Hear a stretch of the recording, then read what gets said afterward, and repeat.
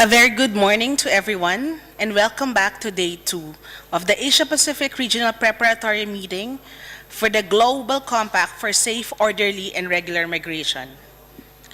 We shall now begin consideration of Agenda Item 3, Thematic Discussions on Key Issues in the Asia-Pacific Region for Facilitating Safe, Orderly, and Regular Migration. We will have thematic discussions based on priorities identified for the Asia-Pacific region. These thematic discussions will again inform the stock-taking meeting to be held early December in Mexico and will be reflected in my summary. To guide our deliberations, the Secretariat has prepared several documents which are labor migration in Asia and the Pacific, mixed migration in Asia and the Pacific, Migration and Climate Change in Asia and the Pacific, and a conference room paper on smuggling of migrants and trafficking in persons in Asia and the Pacific. I would like to take this opportunity to inform that the Secretariat has prepared these thematic discussions as well as the document in a collaborative effort with other UN system organizations.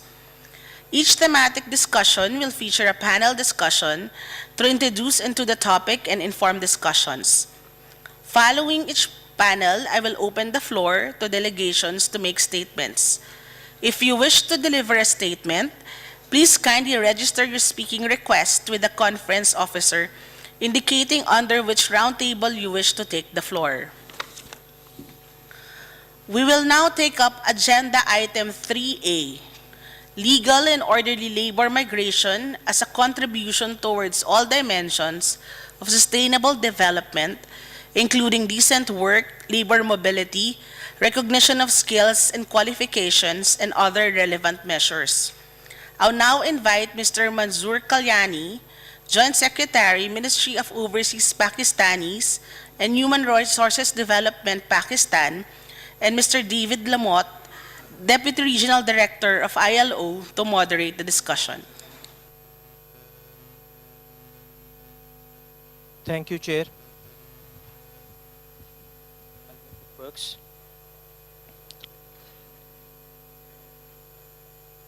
Allow us to begin this session with the small clip to set the scene for the roundtable. The idea is to translate the subjective perceptions into objective reality. So clip, please.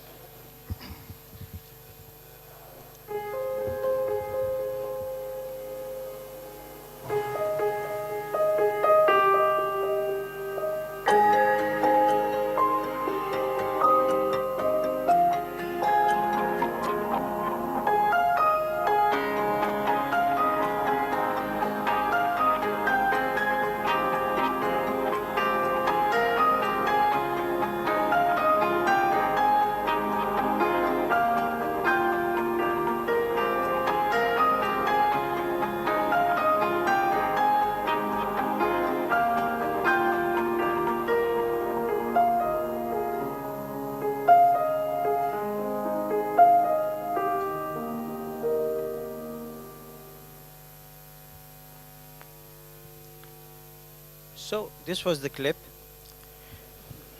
Distinguished delegates, we know migration for employment is the dominant form of migration in Asia Pacific. This region is very rich.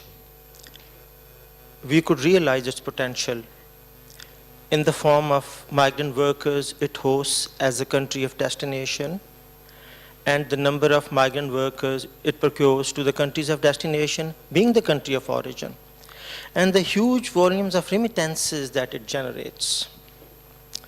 But the decent work deficits are still pronounced in a number of migration corridors. So this is something that we have got to look at, and we believe safe, orderly, and fair migration has the potential to deliver a triple win for migrants, for the country of origin, and for the country of destination. So over to my colleague, Mr. David Lamotte. Good morning. My name is David, and at the beginning I'd like to thank the organisers for the opportunity to co-facilitate. So let's be clear about this panel. It has three purposes. identify issues around labour mobility and decent work, look at national, regional and international frameworks that address these challenges, and to highlight promising practices and the role of the private sector, trade unions, civil society, governments, etc., in achieving and implementing those challenges. You may wonder why someone from the ILO would be quarterly invited to co-chair. Well, you know, in the interest of time management, let me tell you that, you know, migration and the protection of migrant workers, some of us which we call ourselves expats, it's embedded in the ILO Constitution. Last year, and it feels like a lot further ago, that we had all the member states in the ILO from the Asia Pacific and Arab states together in Bali. They came up with a declaration. It's an interesting read, and I encourage you to have a look at what we call the Decent Work Bali Declaration. It mentions labour migration, and it's got some very strong language on labour migration. You know, recognising labour market needs, the triple win aspect of labour migration. Any policies should be based around the guiding principles and operational guidelines on fair recruitment, the multinational framework on labour migration of 2005, the transferability of skills and social protection, the issue of the levy and fees that migrant workers should not have to pay. I could continue, but you can see for us that labour migration is a particularly important issue. It's an issue for many reasons across this region and beyond. And it will continue to be key work for us and many other UN agents such as IOM and UNICEF, ESCAP, etc., for years to come. Let me introduce the first speaker, if I could, from the Philippines, a country which I lived and worked in for many years. Mr. Valencinio, whose name I mispronounce even though I live there. He is currently the Director in charge of Policy, Program Development for Overseas Workers Welfare Administration of the Philippines. This is a country that has taken the organisation of migrant labour to its ultimate level, I would expect. I still believe it's something like 10% of their total workforce is overseas or something. It's an impressive achievement. He's also well equipped to be a panellist because he was the labour attaché in Riyadh, so he knows what it's like to be on the other end, the receiving end, and looking and supporting their nationals as they work overseas. He has also recently been involved very much with the ASEAN Committee on Migrant Workers and with the labour ministers, not the least of which was this year I should say, when they had a session on migrant labour in the Philippines. So a well respected and well able to talk on the topic. So I'd like to ask you, if I could, and you know the questions because you know there are people that have scripted it for us. I really would like to know about what, you know, let's be really blunt. If you've done all this work with ASEAN over the recent years, and ASEAN have, you know, and it's not been easy for ASEAN. I think some of the early declarations date back to 2007. Okay, I'd like to know what you believe were the lessons learned through that experience, and what would be some of the good practices that other regional organisations could take up.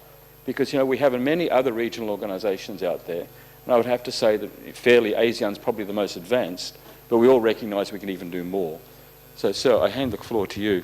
I think you have your own mic, but you're welcome to borrow mine. Yeah, okay. Thank you very much, Mr. Lamot. And Excellencies, distinguished delegates, ladies and gentlemen, good morning. Thank you very much for that question. And probably the best way to contextualize our discussion this morning is to say that the priorities and plans, as well as the best practices in ASEAN, would be found in the three ASEAN pillars, namely the political security pillar, the economic pillar, and the socio-cultural pillar. The issues on labor migration are cross-cutting because, for example, trafficking is under the political security pillar. Qualifications would be in the realm of the economic pillar. Promoting decent work and promoting the rights of migrant workers would be under the socio-cultural pillar. So, as I said, it's really, it cuts across all the pillars in the ASEAN community. But inside ASEAN, there are sectoral bodies that really are involved in labor migration issues and concerns. The ASEAN Labor Minister, or the ALM, for example, has a work program, and the current period is for 2016 up to 2020, and this is attuned to the strategic measures of the ASEAN Socio-Cultural Community Blueprint 2025. Its work program is focused on 4 key results or outcome areas with corresponding intermediate targets up to 2020. And these areas are: 1, skilled and adaptable workforce; 2, productive employment; 3, harmonious, safe, and progressive workforce; and 4th, expanded social protection. The subsidiary bodies under the ALM draw the respective work plans under the work program of the ALM. And these bodies are the Senior Labor Officials Meeting, and then there's this working group under the SLOM, which works on progressive labor practices to enhance the competitiveness of ASEAN. And of course, as mentioned a while ago by Mr. Lamot, we have the ASEAN Committee on Migrant Workers, which is already, well, it has done its job, I suppose, as far as the ASEAN Declaration mandate is concerned. And then you have also the ASEAN Occupational Safety and Health Network, or the OSNET. A particular point of interest for us is the work plan of the ACMW of 2016 and 2020, as it includes the finalization of the ASEAN instrument. And it's expected that the ASEAN consensus on the protection and promotion of the rights of migrant workers, as it is now called, will be signed by the ASEAN leaders next week during the 31st ASEAN Summit in Manila. The document spells out the fundamental and specific rights of migrant workers, stipulates the obligations of both receiving and sending states, and the commitments of ASEAN member states towards protecting migrant workers' rights. The signing of the ASEAN consensus is in accordance with the ASEAN Declaration on the protection and promotion of the rights of migrant. It's a long title, otherwise known as the Cebu Declaration. Yes. An important project which is held under the auspices of the ACMW is the annual ASEAN Forum on Migrant Labor, whose 10th iteration was held on October 25 and 26 this year in Manila. It is also noted that the first AFML was held in Manila in 2008. The AFML is a dialogue platform that involves not only tripartite partners but CSOs as well. It aims to examine articles of the Cebu Declaration that pertain to that year's theme, and this year's theme is towards achieving decent work for domestic workers in ASEAN. Agree on a set of recommendations arising from the thematic discussions and share stakeholders' experiences, good practices in the implementation of the recommendations. In support of the AFML, the ILO prepares biannually a background paper that tracks progress in the implementation of the recommendations. It was also during the 10th AFML that the ASEAN Compendium on Migrant Workers, Education, and Safe Migration was launched. The compendium is an attempt to support ASEAN member states in learning from each other in promoting safe migration in the entire migration cycle. It will be translated into 6 languages spoken in ASEAN. There are other projects under the ACMW work plan, such as the project on the integration program for returning workers with Indonesia as country coordinator, study on the demand and supply of migrant workers in receiving and sending countries in ASEAN with Vietnam as the country coordinator, and a study on the portability of social security for migrant workers across ASEAN member states with Thailand as country coordinator. The Cebu Declaration is by no means the only ASEAN framework on labor migration that addresses issues on workers' protection and labor mobility. The following are equally important. One, the ASEAN Convention Against Trafficking in Persons, especially women and children, or ACTIP, which has been ratified by 8 ASEAN member states. To implement ACTIP, the ASMW is collaborating closely with ASEAN senior officials on transnational crime to combat trafficking under the framework of the ASEAN Plan of Action Against Trafficking in Persons. Corollarily, ASEAN member states also signed the Kuala Lumpur Declaration on Irregular Movement of Persons in Southeast Asia. In this connection, the SOMTC has also adopted the terms of reference of the Trust Fund to support emergency humanitarian and relief efforts in the event of irregular movement of persons in Southeast Asia. The other one is the Vientiane Declaration on Transition from Informal Employment to Formal Employment. This declaration reflected the commitment of ASEAN member states to promote inclusive and sustainable growth, employment, and decent work for all. The ASEAN Agreement on Disaster Management and Emergency Response, or AAD-MER, ASEAN has issued joint statement to the Conference of the Parties, that's the COP22, to the United Nations Framework Convention on Climate Change regularly since 2007. Finally, there's the ASEAN Qualification Reference Framework, or the AQRF, which is the basis of mutual recognition of skills that will promote labor mobility within the region. This was endorsed by the ASEAN Economic Ministers, the ASEAN Education Ministers, as well as the ASEAN Labor Ministers during the period 2014-2015. The final question, I think, as propounded by Mr. Lamot, is how do we build up cooperation in labor migration among regional or multilateral bodies? I think that to build up cooperation, we should broaden it to include progressively more stakeholders.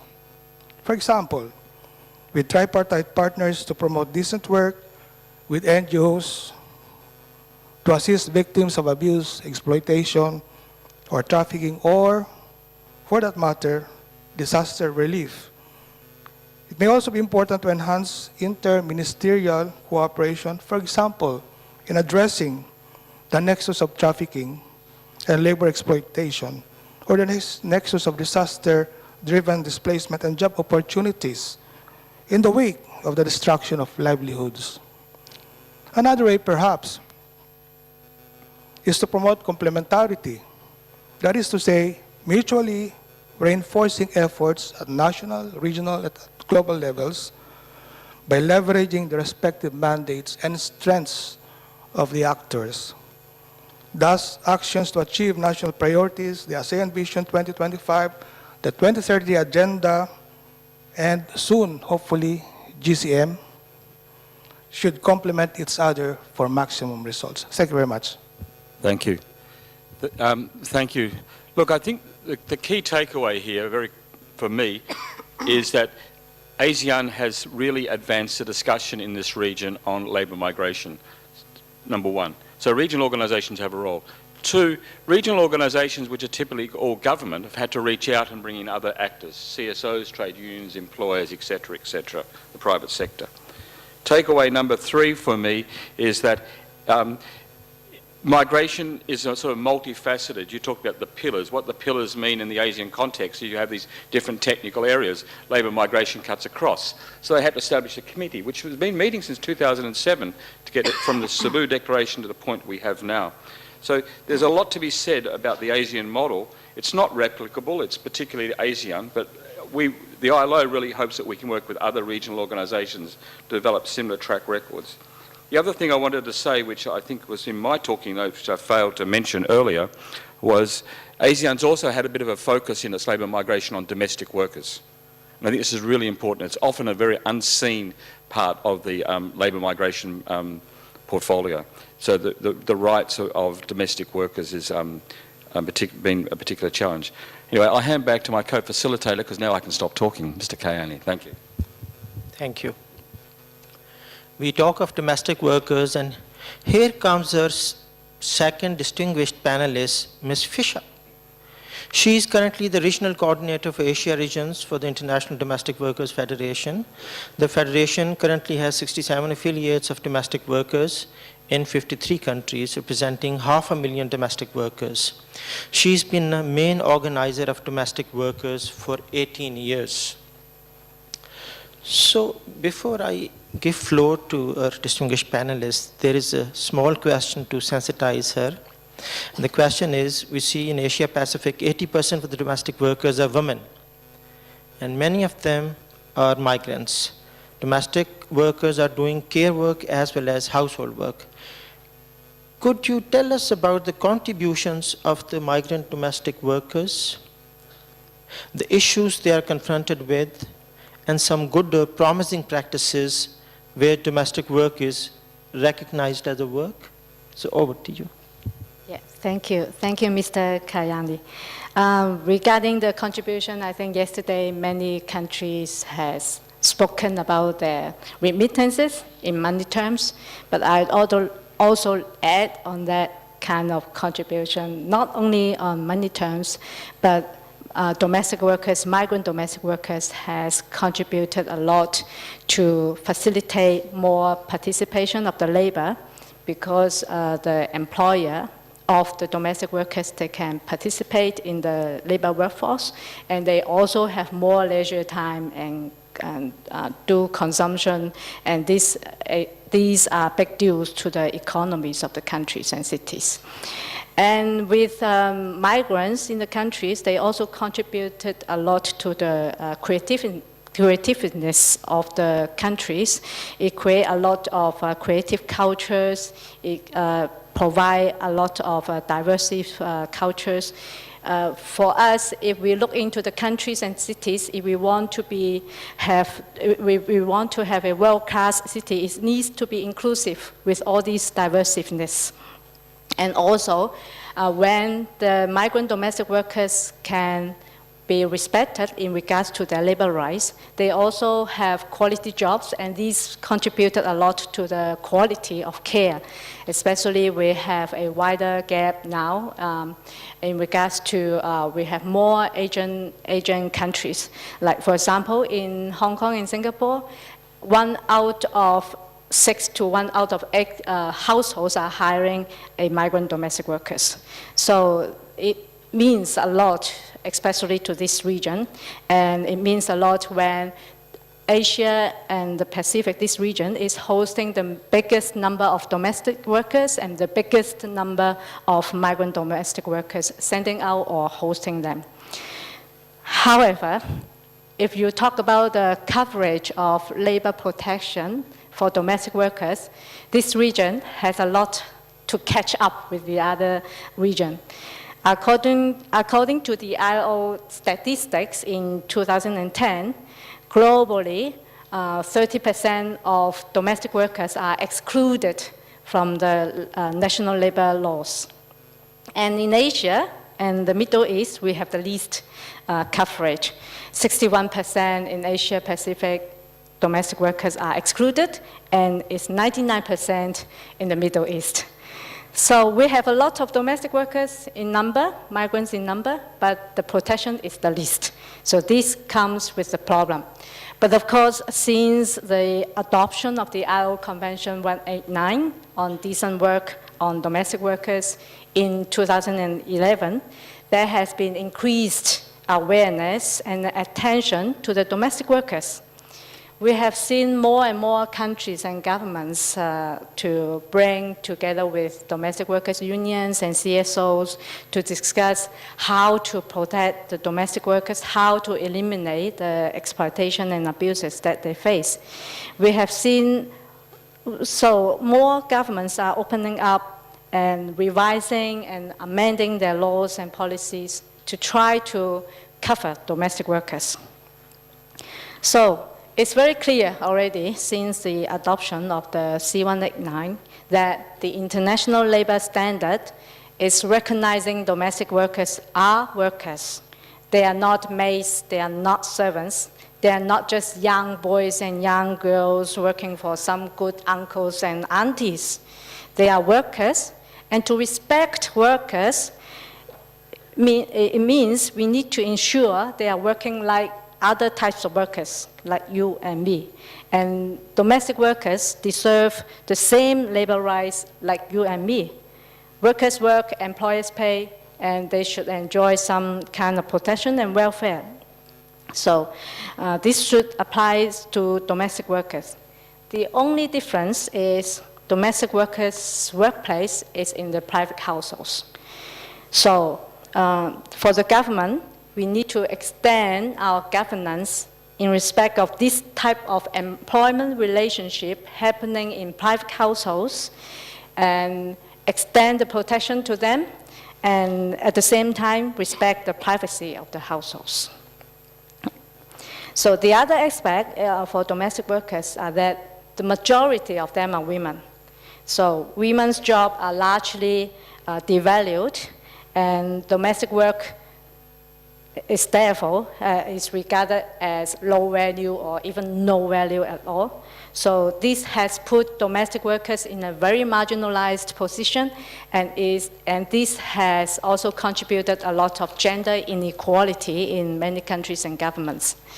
So if we can have labor laws and policy extended to domestic workers, this will not only eliminate exploitation and abuses, but it also eliminates the negative perception of migrants, especially migrant domestic workers, and it can also increase the gender equality, the gender gaps, for example, gender wage gaps, for example. So the first and foremost thing for government is how we can extend our protection to domestic workers by revising or including domestic workers in the labor law. So in territories and countries where domestic workers are included in the labor laws and ensuring that they are enjoying labor laws, labor rights and protection. For example, in South Africa, Philippines, they have a Domestic Workers Act. In the USA, in some states, they have the Domestic Workers Bills of Rights. In Hong Kong, we also have domestic workers are covered under the employment ordinances. So they are ensured rest days and paid leaves. So if they can be ensured rest days and paid leave, this not only can reduce exploitation by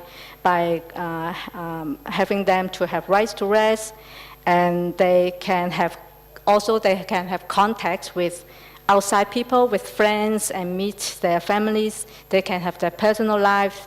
They can become visible. And in Hong Kong, for example, when I'm doing organizing and training, on Sundays, I can reach out to the parks to talk to them and understand the issues. And they also share foods. They can learn skills from each other. So if they don't have any weekly day offs, we have no way to do this kind of activities.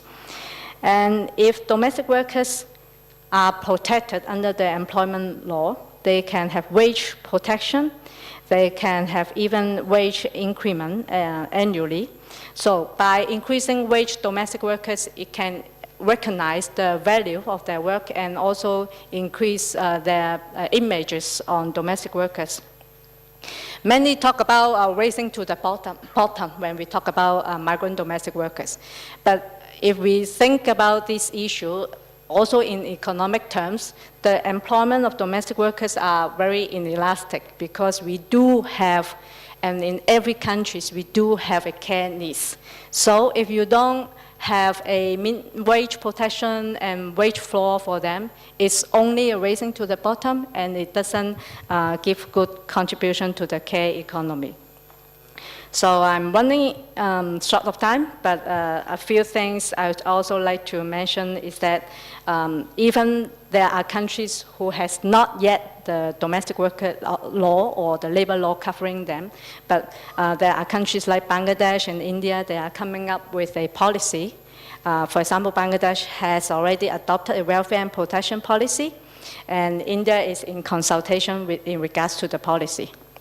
So the labor law should also ensure the freedom of association for migrants so that they can be visible and voice out their concerns and issues.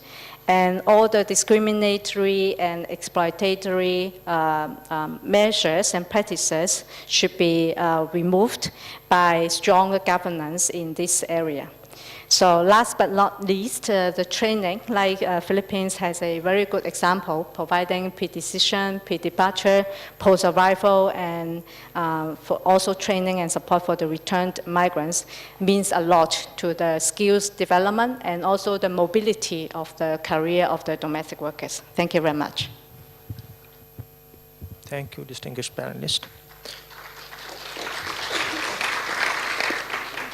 All we have learned is that we have got to be sensitive to the needs of the domestic workers. They are very important. Now allow me to introduce our third distinguished panelist, Mr. Neil Wilkins. Mr. Neil Wilkins is Program Manager for Migrant Workers and Work with Dignity. This is an institute for human rights and business. Mr. Wilkins manages all aspects of IHRB Migrant Workers Program and oversees the development of the Dhaka Principles for Migration with Dignity. It's a set of human rights-based principles that offer a clear framework for understanding the recruitment and employment of migrant workers worldwide. Mr. Wilkins has worked with many sectors, including apparel, agriculture, hospitality. Recently, his work includes engagement with the construction sector in both the GCC and the UK. So before I hand over floor to him, a small question for him to really look at. Employers and businesses can both positively and negatively impact the lives of workers in their supply chain. Could you give us example of responsible business with respect to fair recruitment and decent work in their supply chain?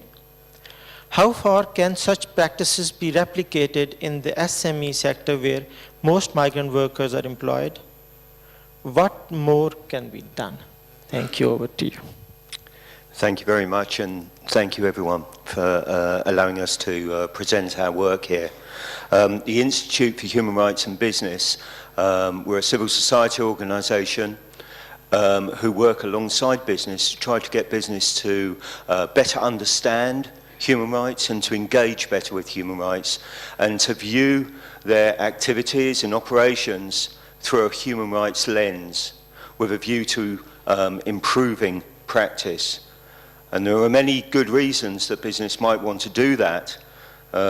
Increasingly, there's pressure from their customers. Customers want to know that the goods that they enjoy buying are produced, for instance, slavery-free.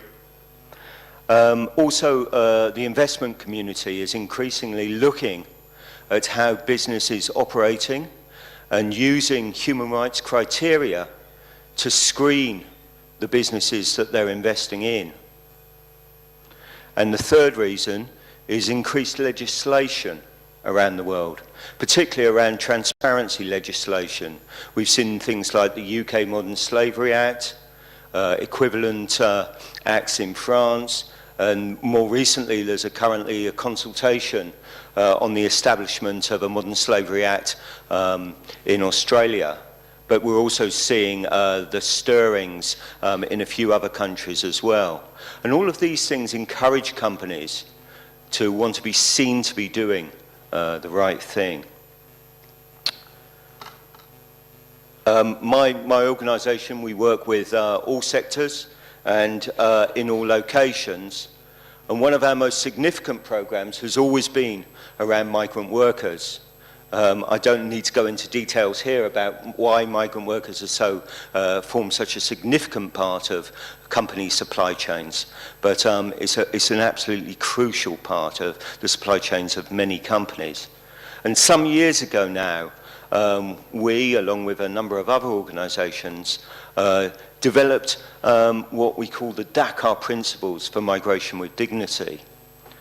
When we started doing work around migrant workers, we realised that actually there was quite a lot of information out there and quite a lot of good practice, but it was all quite siloed, bits here, bits there.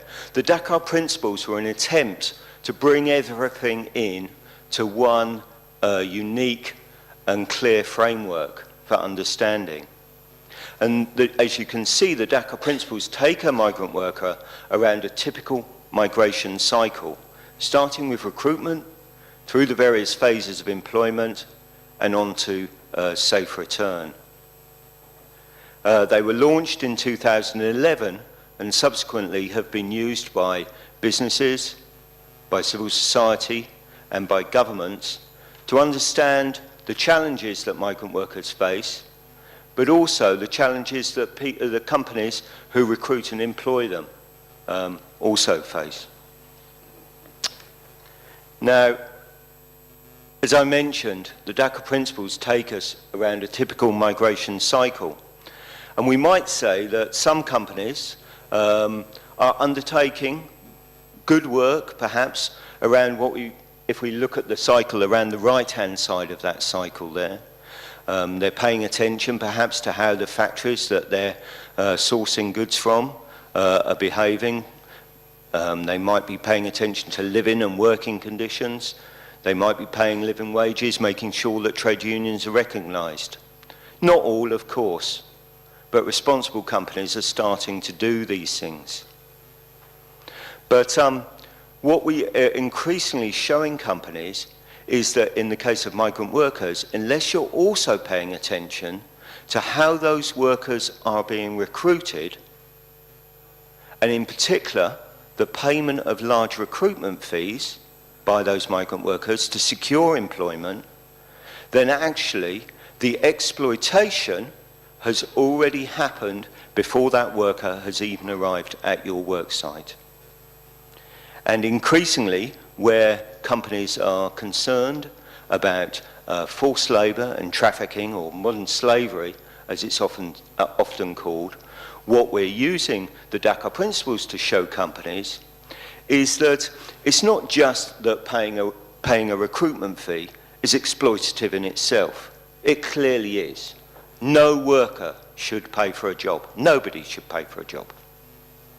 However, what also happens is because workers go into situations of debt bondage through the payment of large recruitment fees, it also loads onto those workers additional vulnerabilities, which then means they might be subject to further exploitation later on through the employment cycle. And so as companies' efforts to reduce the incidences of modern slavery in their supply chains move forward, they also need to be paying far more attention to how workers are being recruited. Companies are starting to realise this. Some years ago, if I was knocking on doors of companies trying to get them to talk about recruitment, they were asking me, well, why? Why do you want to talk about recruitment? But now I think that companies are starting to realise that it's very much an important part of their own due diligence efforts. Oh, sorry.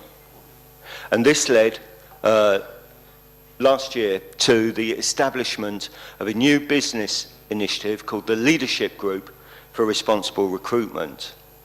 We currently have 11 major multinational brands, all of whom have committed that they will prohibit recruitment fees being paid in their supply chains and will work with their suppliers and recruitment agents to try to establish that as a fact. All of these companies have committed to one very simple principle, the employer pays principle. That's no worker should pay for a job.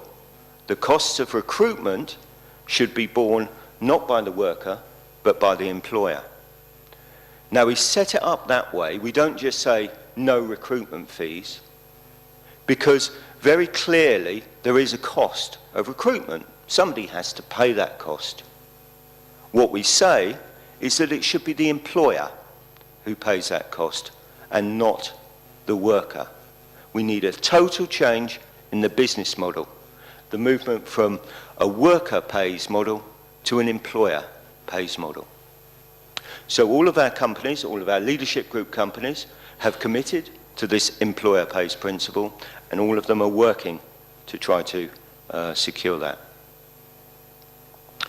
These are the companies that are current members. We've got 11 major multinational brands. I think most of you will recognise nearly all of those companies. The one that maybe you don't, Vinci, are a very large French construction company with major construction projects in the GCC. Actually, Vinci have done a lot of very, very good work around recruitment of their supply chains. We also have 3 non-corporate members. The Interfaith Centre for Corporate Responsibility are a pension and investment advocacy organisation.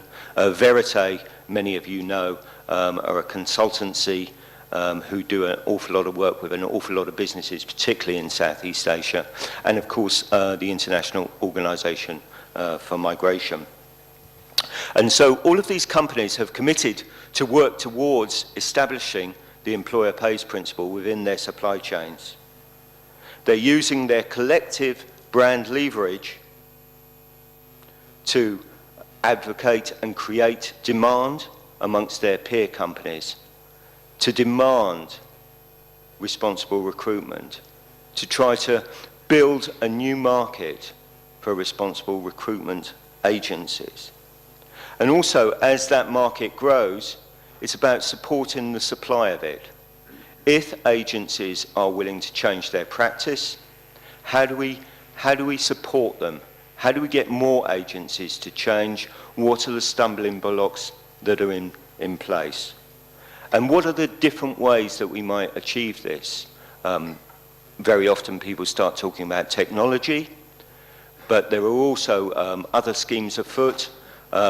In particular, and something that we are very supportive of, IOM's IRIS scheme, which will be the certification scheme for responsible recruitment agencies.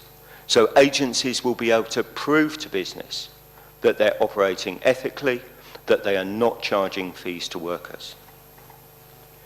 And then finally, it's about advocacy with government, and this brings me to actually the answer to your question, Mr. Kayan, about how do we ensure that this then drops down to the SMEs? Because of course there is always a limit to how far voluntary initiatives like this can take us. At the end of the day, responsible business might adopt and move towards best practice, but they will always be undercut by companies for whom ethics aren't quite such a something that they're not considering in quite the same way. And so we need to get companies to advocate with government to ensure that not just the regulatory frameworks are in place, but that also there is adequate and appropriate enforcement of existing law. As many of us know, very often there's no absence of law, it's absence of that enforcement. And these are the things that responsible business want. You very often get this knee-jerk reaction that business does not want regulation.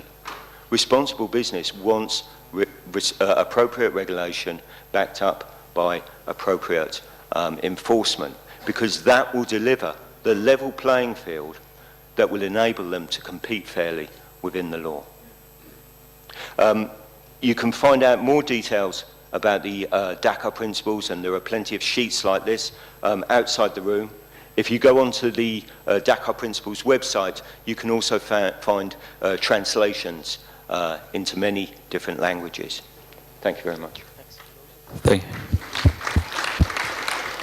Thank you, Neil. So Neil has given us a very good, clear picture about why businesses need to be involved in promoting fair migration, what they can do, both in action and policy advocacy, and he's mentioned the need to push down the supply chains to SMEs. As a panellist here and as somebody who is employed domestic workers all my life and work in this area, I often wonder how we can push those messages down to the household, who are also employers. So we go even below the SMEs, we go down to people like myself, and how I would be a responsible employer of domestic workers. For those people who I mentioned at the beginning something about the Bali Declaration, all the countries, governments, employers, workers of Asia Pacific and Arab states in 2016. They made a very clear statement in the Bali Declaration, if you want to quote some texts that your governments have signed off on no fees, etc., etc. Please, I refer you to that document. We maybe make copies available. We move now, noting time, to the opportunity for people from the floor to ask questions. Before I do so, though, the organisers have asked me if I would kindly invite Dr. Tatiana Karabuch from the university, UAE University, to tell us a little bit, if you could please. I think, there you are, I can see, yes. Please, from Eurasia region, could you just spend a couple of minutes telling us a few words about labour mobility from a different region, a different perspective? And we also welcome you to our region. Thank you. The floor is yours. Thank you so much. Dear Chairman, dear moderators, dear distinguished participants, it's my honor and pleasure to make a short, small contribution to the discussions today on migration and labor mobility. So I will focus on the situation in the northern region, northern Eurasian countries, like known as CIS countries or post-Soviet countries, and more particularly on Eurasian Economic Union countries.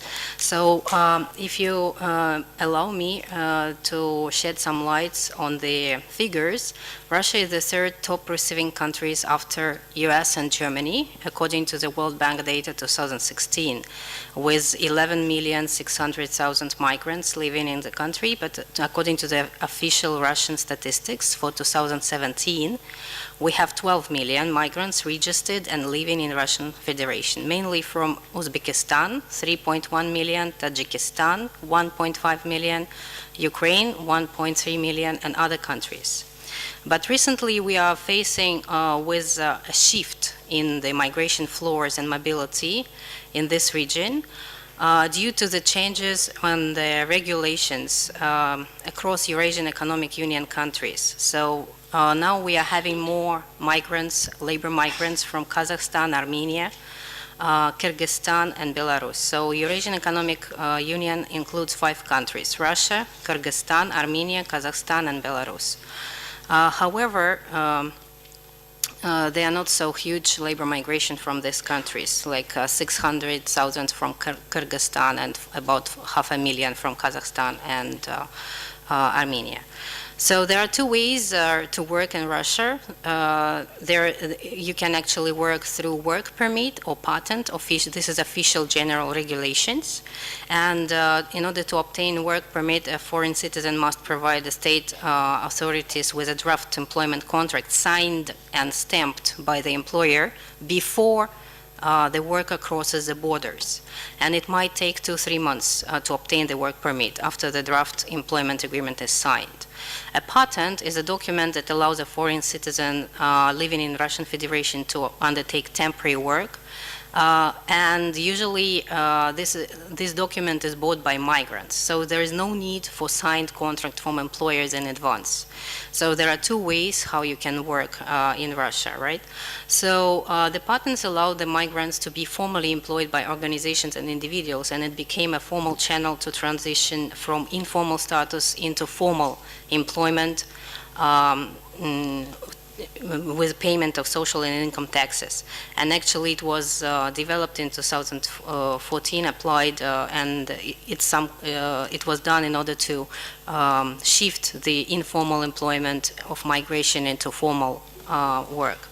However, there are some restrictions, and labor migrant cannot pursue economic activity outside the region where he or she is applied for a work permit or patent.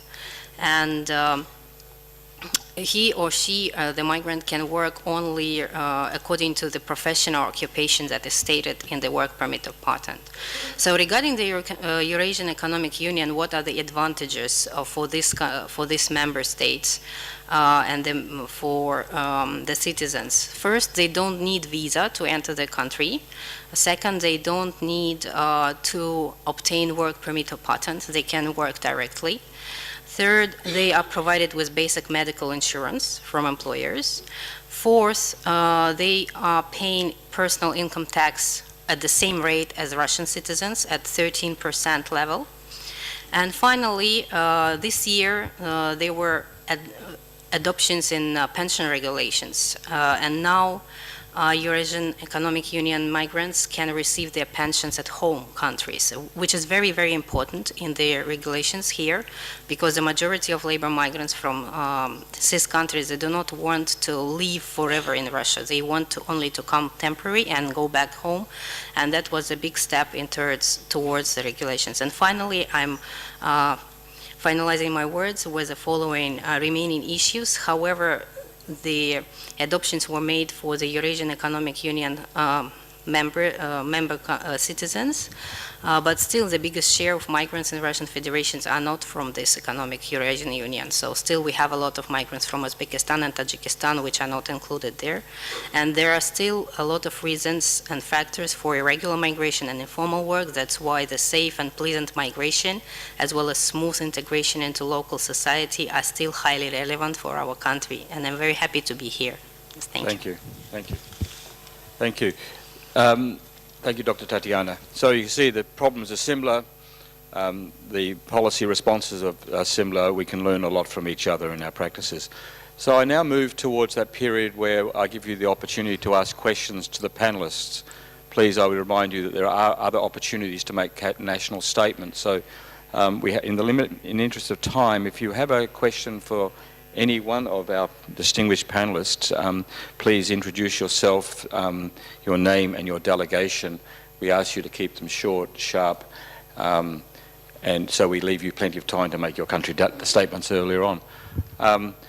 Thank you. I recognise, maybe we have 2 or 3 questions in a cluster, and then we will, sir, I recognise you. I can't see your sign. I'm old and grey, and yeah, I still can't read that. Please, the floor is yours. Yes.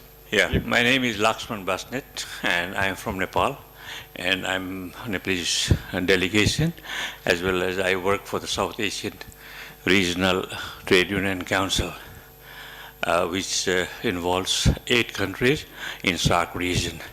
And SAARC region is the highest sending bloc in the world. And what I would like to say, listening to the panel, whoever wants to answer it, why don't we formalize the whole migration process as a true business process? Thank you. Thank you. That's a general question to the panel. Other questions? I recognise Sri Lanka. Thank you. Sri Lanka or Solomon? Yes, Sri Lanka. I think I'm seated in the wrong place. 2 of us are from Sri Lanka. You really thank you, panelists. I thought you were migrant Yes, labour, Sri Lanka, Solomon. I was there, so I walked in here. Thank you, panelists, for your valuable ideas and inputs. I have one very immediate concern over recruitment fees and the service contract. Now, the recruitment, especially in Sri Lanka, the recruitments are done through agents in another country and the agent in Sri Lanka.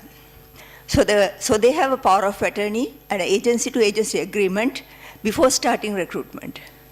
So this particular contract of employment is signed by the local agent and the foreign agent. And once the worker arrives in the country of employment, then only he gets the real service contract from the employer. So how do other countries overcome this situation? Thank you. One more, any other questions, and I'll hand back to the, yes, at the back. Thank you. Hello. Thank you, Chair. I'm Ellen Sana from Center for Migrant Advocacy. I have 3 short questions.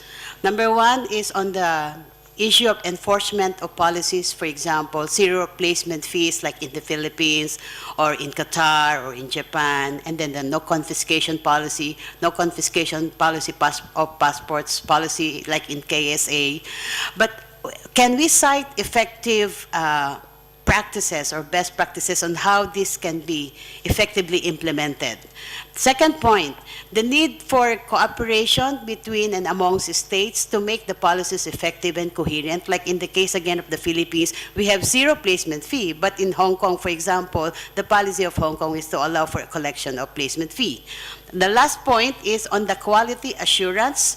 How do we maintain that, for example, based on the input from the last speaker, in the supply chain from the mother company down the line, there you have very good quality control at the mother company, but then how do you ensure that it goes down the line, the quality assurance? And this goes the same insofar as the relationship between the mother company and the subsidiary company. For example, Coca-Cola and then the Coca-Colas in the other countries. Thank you, Chair.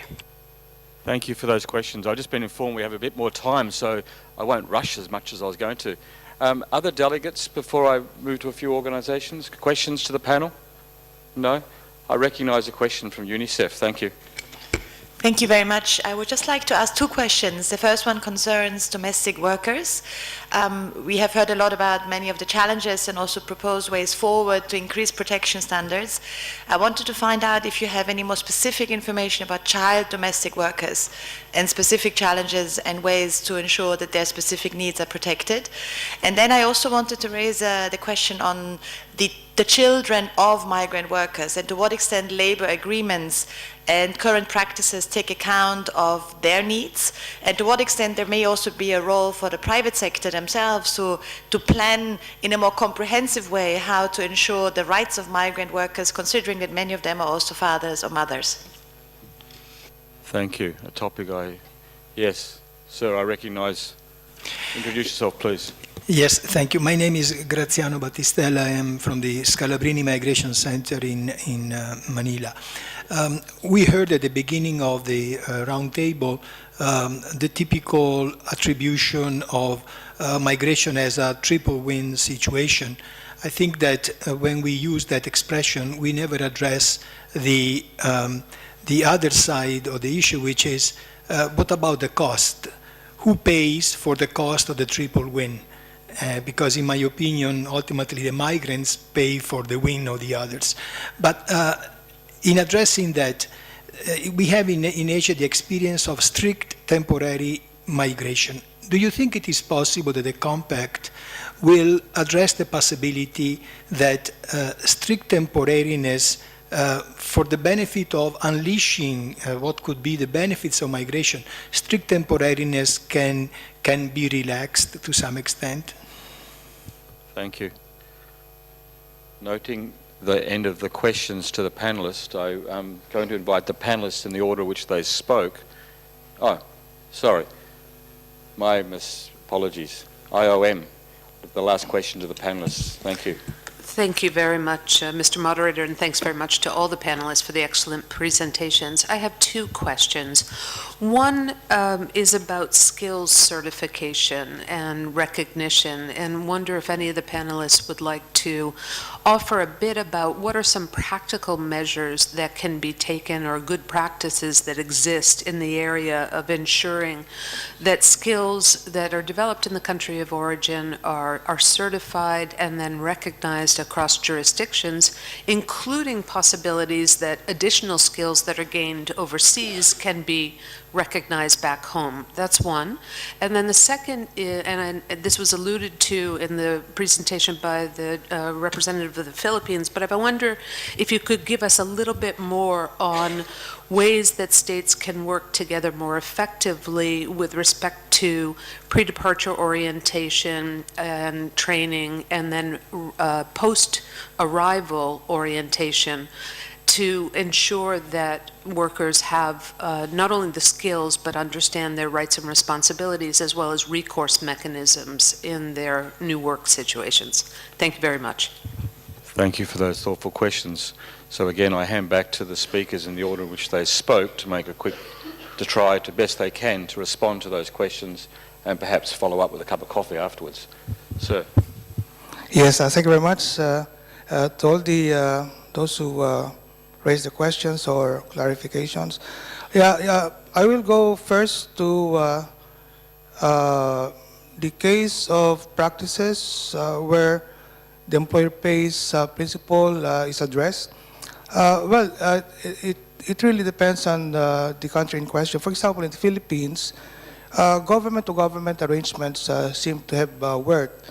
One, for example, in the case of our workers going to Korea, mainly as skilled factory workers, there's the agreement in place, we call it the employment permit system, where the workers do not pay anything.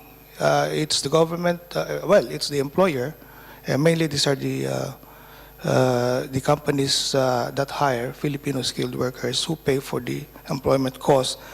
Another example is what has been mentioned as triple win. We have a bilateral agreement with the German government in the deployment of nurses to hospitals in Germany. So in this particular case, the costs involved in recruitment, even learning the German language are not paid by the worker or the nurse, but the employing hospital. So these are examples, but as I said, it has to be between countries. It has to be a bilateral agreement. I don't know whether you can extend that to apply to multilateral arrangements. The other point is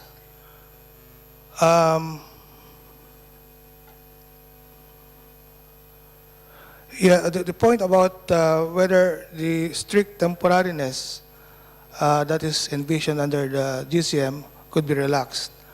Well, again, that's a question that is forthcoming. It has to be at the level of the intergovernmental negotiations, whether that would possibly happen regarding the strict temporariness of migration. There's also a question on the, in the case of the ASEAN context, the AQRF. In the case of ASEAN, there have been 8 professions that are recognized across ASEAN through mutual recognition agreements that would include the engineering fields, including those professionals working in the tourism sector. And then there's are there good practices to effectively implement pre-departure as well as post-arrival? Well, in the case of the Abu Dhabi Dialogue, there's this program which actually is one of the collaborative thrusts of the Abu Dhabi Dialogue. It's called the Comprehensive Information and Orientation Program, or CIOP. It's going to be done at a bilateral level initially. The Philippines is involved because we are going to pair with UAE. The Philippine side will implement pre-employment as well as pre-departure orientation seminars, and the UAE will implement post-arrival. So in this particular case, it's not only the country of origin that's doing it, it's also the country of destination in terms of country-specific information for workers in specific sectors. In the case of the Philippines and UAE, the focus will be on domestic workers as well as workers in the hospitality sector. The other pairs would be Bangladesh and the Kingdom of Saudi Arabia and UAE and Sri Lanka for drivers. So this is an example where this can be done, not only by countries of origin, but in tandem with countries of destination. I think I covered all. Sorry if I missed anything. Thank you. Thank you. There's always a coffee break. So if you didn't get an answer to your question, you know who to come. Ms. Fisher. Okay, I will try to answer in regards to the contracts raised by the Sri Lankan government. This is a huge problem that we are facing, that the contract, even if they have a document, it becomes a work placement order, and then the workers are facing another set of documents and contracts. So for governments, we need to ensure one set of standard employment contract and signed before their departure. So for example, in Hong Kong, the standard contract need to be signed and by the workers, so the contract will be posted to the workers in the countries of origin before they departed. And these contracts are required by the immigration department to approve their visa. This is an example. And the agencies in the countries of origin and the countries of destination is also a problem, because even the employers are asking this, because the countries of destination said that the agency in the origin has already provided trainings, etc., but it becomes a lie. Later on, the employers found out that. So in Hong Kong, they developed a code of practice for the agencies in Hong Kong to also disclose who are the agencies in the countries of origin. So if there is malpractice, the government can have authority to to take away the licenses of the agencies. And regarding to the placement fee and confiscation of passport, etc., how we can ensure that and be effectively implemented. It's not easy, because it's a matter of how the government needs to create some innovative way to monitor that. For example, there are already countries who do home visit to the employers once they have hired a migrant domestic workers, and they will do the interview separately with the employer and the workers. So this is also done by Taiwanese government and also Ireland government with the diplomats. So for Ireland, they will invite the diplomat who hire migrant domestic workers, invite the migrant domestic workers to do the interview separately. And there are also systems like, for example, registration of employers, so that the government get hold of the information and then they can do home visit when they need to. And in regards to question of the child domestic workers, we are talking about the elimination of child labors. And there are already many initiatives, especially by the CSO and NGOs, who provide informal schools, and they visit to the employers to lobby them to allow the child domestic workers for some time for education. And the education actually is a very basic issue. Many domestic workers, many children become domestic workers because they want an opportunity for education. So if the government can put more resources on the education and the livelihood of the poor people, it will reduce a lot of child domestic workers. And one of our affiliates in India, they also have a very good practice, is that they conducted a sharing between the child domestic workers and the mothers of the domestic workers and the mother domestic workers, because it's very often the mother domestic workers bring their own child to work and send the child to work. So after they learn about this situation of child domestic workers, and also some scholarship provided for the child domestic workers to school, and these issues can be more or less reduced a little bit. Thank you. Thank you very much. Neil. Just to take some of the things in turn, firstly about the portability of skills and skills recognition.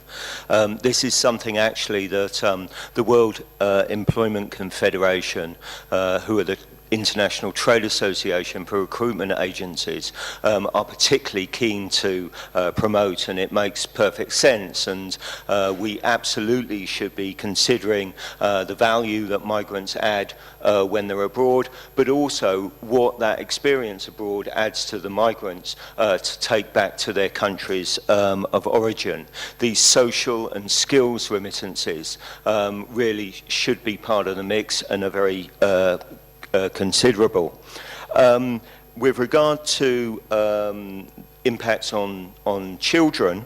Of course, what we see very often when migrant workers are abroad is that other members of their family, grandparents and siblings end up taking care of children. And of course, again, it's another place where we can see that the development potential of remittances into that family is being eroded, not least through recruitment fees.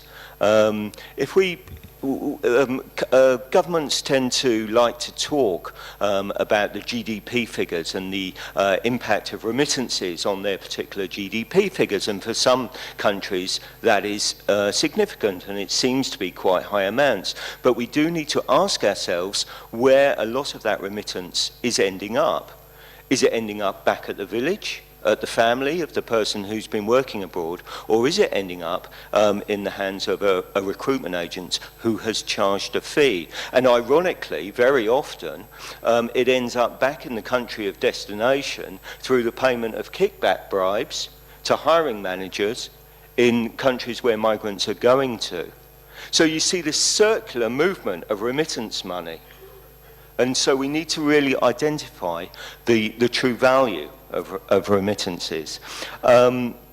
Just very quickly on costs, of course we all know that the system of paying fees in the Global South is very embedded and very entrenched, to the point where migrant workers, if they're told that it's fee-free recruitment, will be suspicious or may not even pursue that because they consider it to be a scam. And that's something that can only be eroded with time. But I also think that when we're considering cost, we need to always consider the true cost of migration. Now, a migrant worker pays a recruitment fee to secure employment abroad. But a lot of that money, a lot of that fee that's being paid, okay, there is some part of that goes towards transport and visa and passport processing. There is a cost to migration. But the rest of it is made up of a bribe, money that's being extorted. And the true cost of migration is far less than what the migrant worker is actually paying. So if that cost gets passed on to business, onto the employer, if a migrant worker is paying $4,000, there is no way that business would end up paying that amount. So it's a serious consideration as we look to transition towards an employer pays model, what the true cost of migration actually is. And of course for governments to bring down those costs as well would be a significant way that they could help in this matter. And just finally, because I know that time's against us, just around enforcement, delegates might like to have a look at the work of the Gangmaster and Labour Abuse Authority in the UK, which governs how recruitment agencies and employment agencies in UK operations can operate, where in some sectors recruitment agencies need to have a clear licence and face regular inspection and enforcement activity. Thanks, Neil. A couple of quick final comments before I hand back to Mr. Kayani for closing. I think within the ASEAN, as Mr. Valencia has said, there's been quite a lot of work on this issue of harmonisation of competency frameworks. It's a very important topic. There are a number of people from the ASEAN Secretariat and from the Philippines who could talk more to people about that. This issue of, a skill set here is recognised as a skill set in the same country with the same sort of conditions for all workers is important and very hard, and it really requires ministries of labour in different countries working together. Finally, I wanted to say something, because in this panel we note with the organisers that we haven't talked very much about the Pacific Islands and about seasonal labour migration with Australia and New Zealand, particularly with New Zealand in the early years and now with Australia. These are programs, there are a number of Pacific Islanders here in this room and Australia and New Zealand as well. These are very highly managed programs. They deal with issues of skill certification. They deal with issues of remittance management. They deal with issues of pre and post departure training. They deal with issues of pastoral care for workers when they're away. They deal with the issue of the impact on the families back home and the children back home. These are all issues that have been well researched, and I encourage people to talk about these different sorts of programs, because with a highly managed program, we often get to see it more specifically, the challenges that migrant workers have, and we can learn from these programs. They're quite unique in that respect. So I thank the organisers, but I hand back to Mr. Kayani for the closing comments. Thank you very much. I believe we have had rich perspective on labor mobility and decent work. The message for this region is that you are the country of origin, you are the country of destination, you are at the door of mysteries, and you are the light. You are the light. You are the light. So we wish to thank the chair, the distinguished panelists, the delegates sitting out there, ILO and ESCAP for organizing this fantabulous session. Thank you very much, and over to the chair.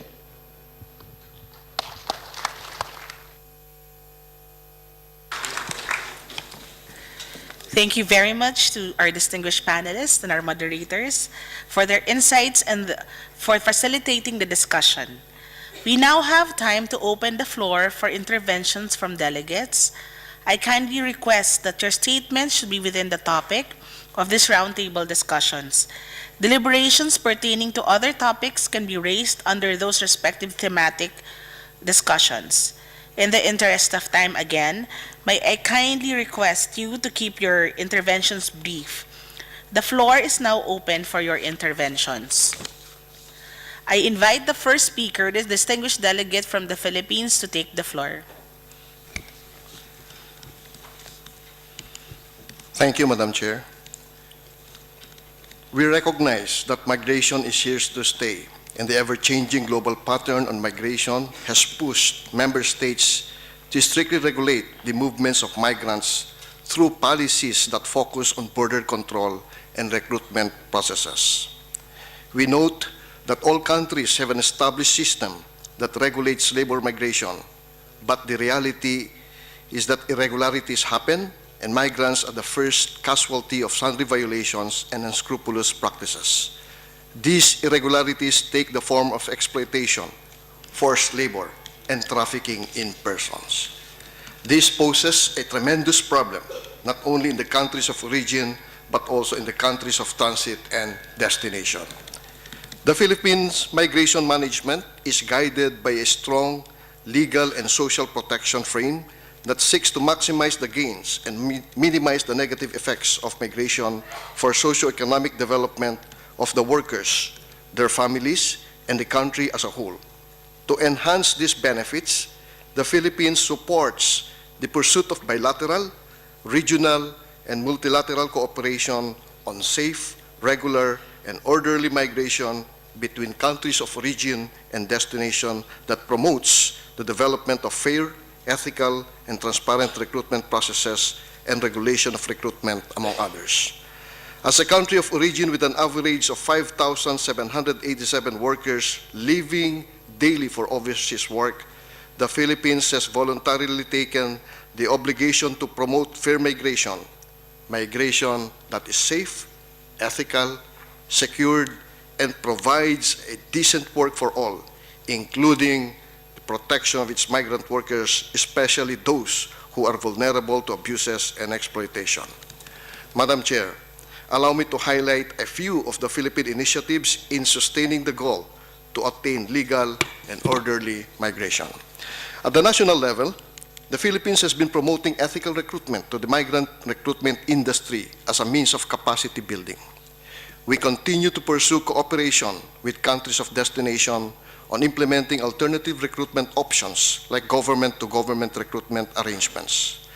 Given the limited reach of domestic regulations, the Philippines has also pursued bilateral arrangements with various destination countries with operation arrangements on areas of mutual concern, such as entry procedures, verification of recruitment documents, shared information, and database to facilitate deployment, to name a few.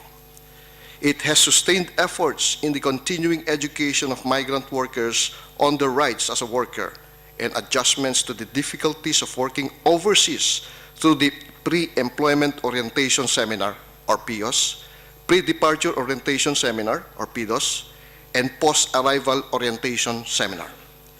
the need for relevant orientation for migrant workers at the critical point of decision to work overseas to the point of arrival is at the workplace, and return to their home country has to be concretized in terms of shared responsibility and commitment of stakeholders in countries of origin and countries of destination to minimize problems in the entire cycle of migration process and maximize the opportunities offered by international labor migration.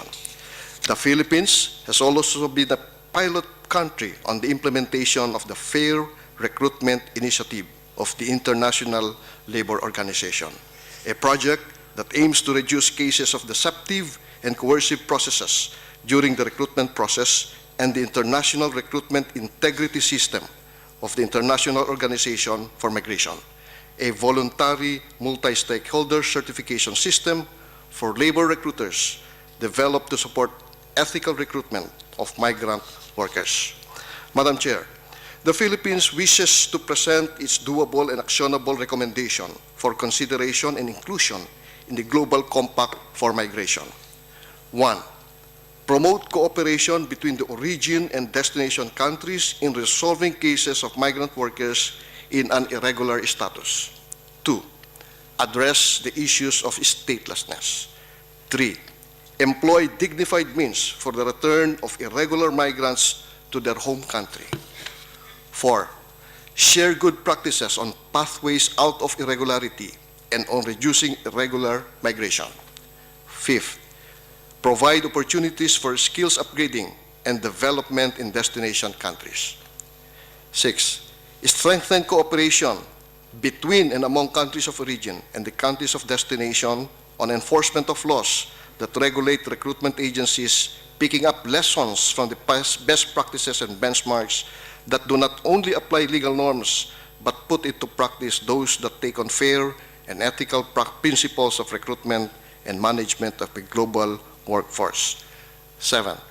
Promote recognition of skills and professional qualifications through mutual recognition agreements at the bilateral, regional, and multilateral levels.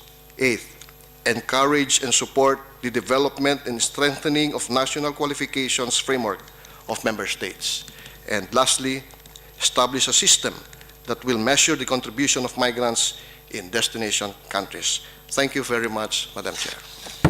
Thank you very much, distinguished delegate from the Philippines.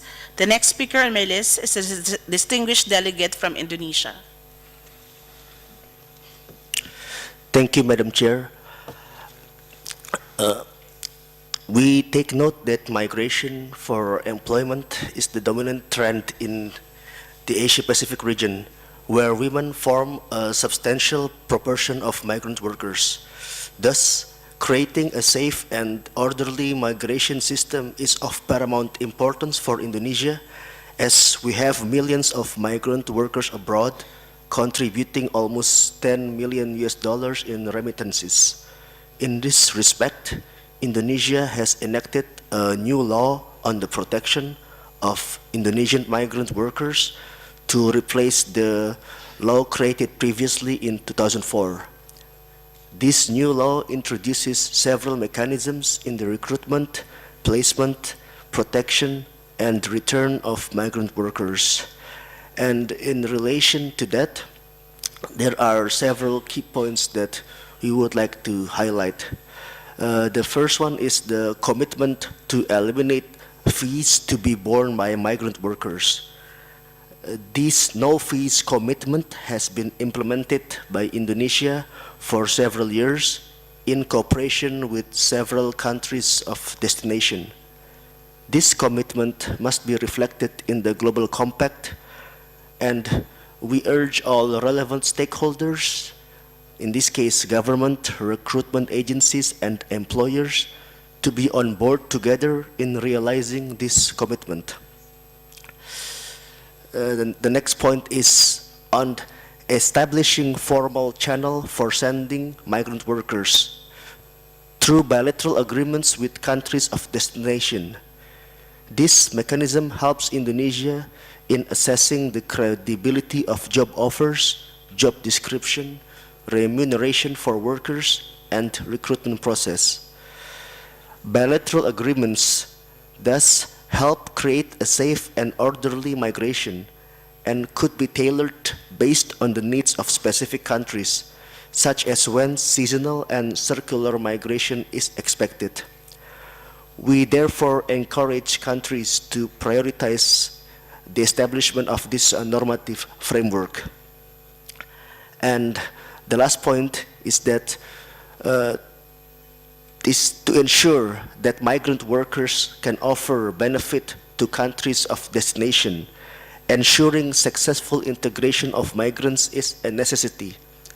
We must ensure decent job for workers in accordance to ILO regulations, that is to promote and protect the rights of migrant workers, as well as to allow access to fundamental services such as health, communication, and consular protection.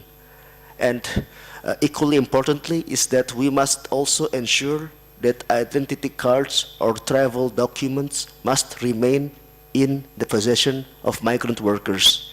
Thank you very much, Madam Chair. Thank you very much, this distinguished delegate from Indonesia. Thank you very much, distinguished delegates, for sharing your insights. We now close the agenda item 3A on labor migration and move to agenda item 3B, entitled Addressing the Drivers of Migration, including adverse effects of climate change, natural disasters, and human-made crisis, through protection and assistance, sustainable development, poverty eradication, and conflict prevention and resolution. Again, this session will feature a panel discussion, and after the discussion, there will be time for an open discussion with members and associate members.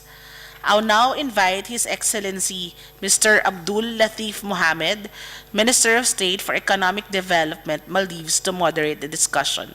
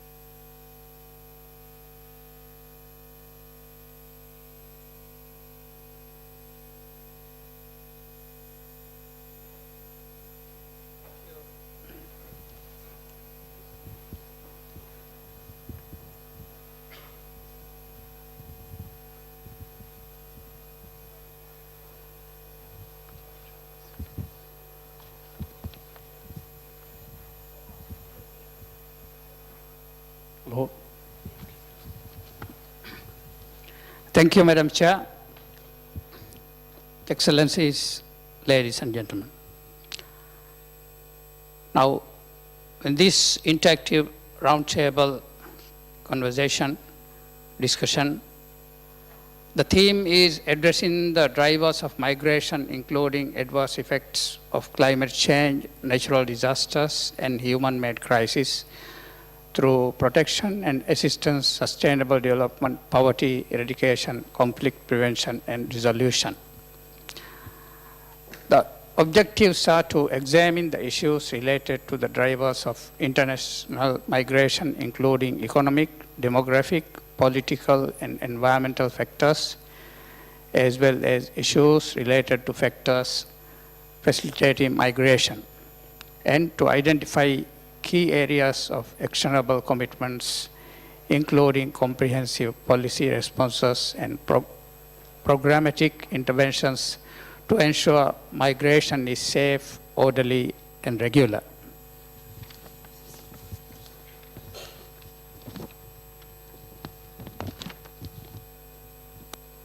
With me are very eminent three dignitaries, Mr. Fakassoa Tielai, Senior Assistant Secretary for Human Resource Management, Office of the Prime Minister, Government of Tuvalu, Mr. Ezekiel of International Federation of Red Cross and Red Crescent Societies. He's the Regional Migration Coordinator. Dr. Sri Prabha, Chair of PhD Program in Human Rights and Peace Studies, Institute of Human Rights and Peace Studies. Each panel member is given 7 minutes.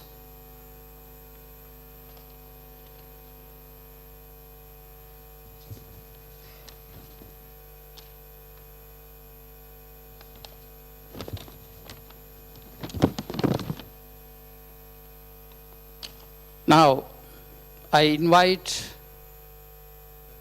Mr. Fakaso Chalai to speak on climate change and migration, national policies and program, regional cooperation responses. Thank you very much, Excellency Mohammed.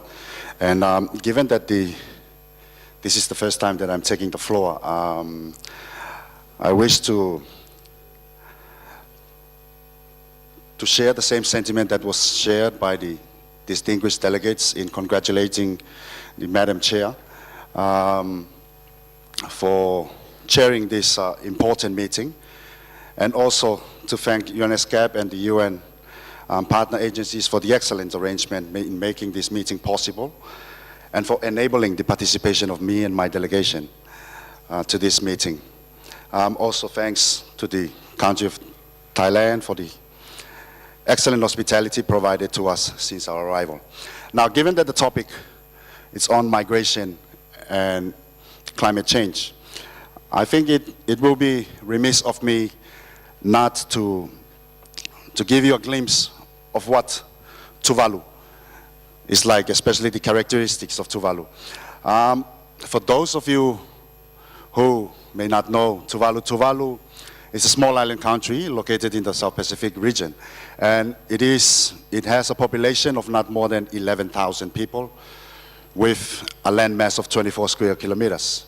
We are just no more than 3 meters in height above sea level, and climate change has been a very important issue, or a deadly issue to the country of Tuvalu.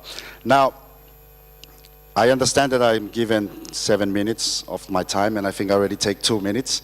And to talk about the policies that relates to migration and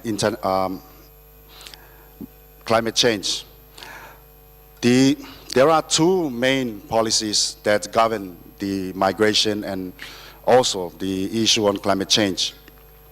That it is called the Tuvalu National Strategy for Sustainable Development, which has been mainstreamed the goals of the UN Sustainable Development Agenda, the SEED's Accelerated Modalities Pathway Goals, and the UNFCCC Paris Agreement. In this strategy, climate change poses, it is recognized that climate change poses the most serious threat to the security and survival of Tuvalu, and hence its danger overhangs the development discussion of Tuvalu in the future. Now, in administering the labor migration, Tuvalu has a national labor migration policy which was formulated under the assistance of UNESCAP in partnership with ILO and UNDP, with funding made available by the European Union. The project is called Enhancing the Capacity of Pacific Island Countries to Address Issue on the Impacts of Climate Change on Migration. The project is also known as the Pacific Climate Change and Migration Project.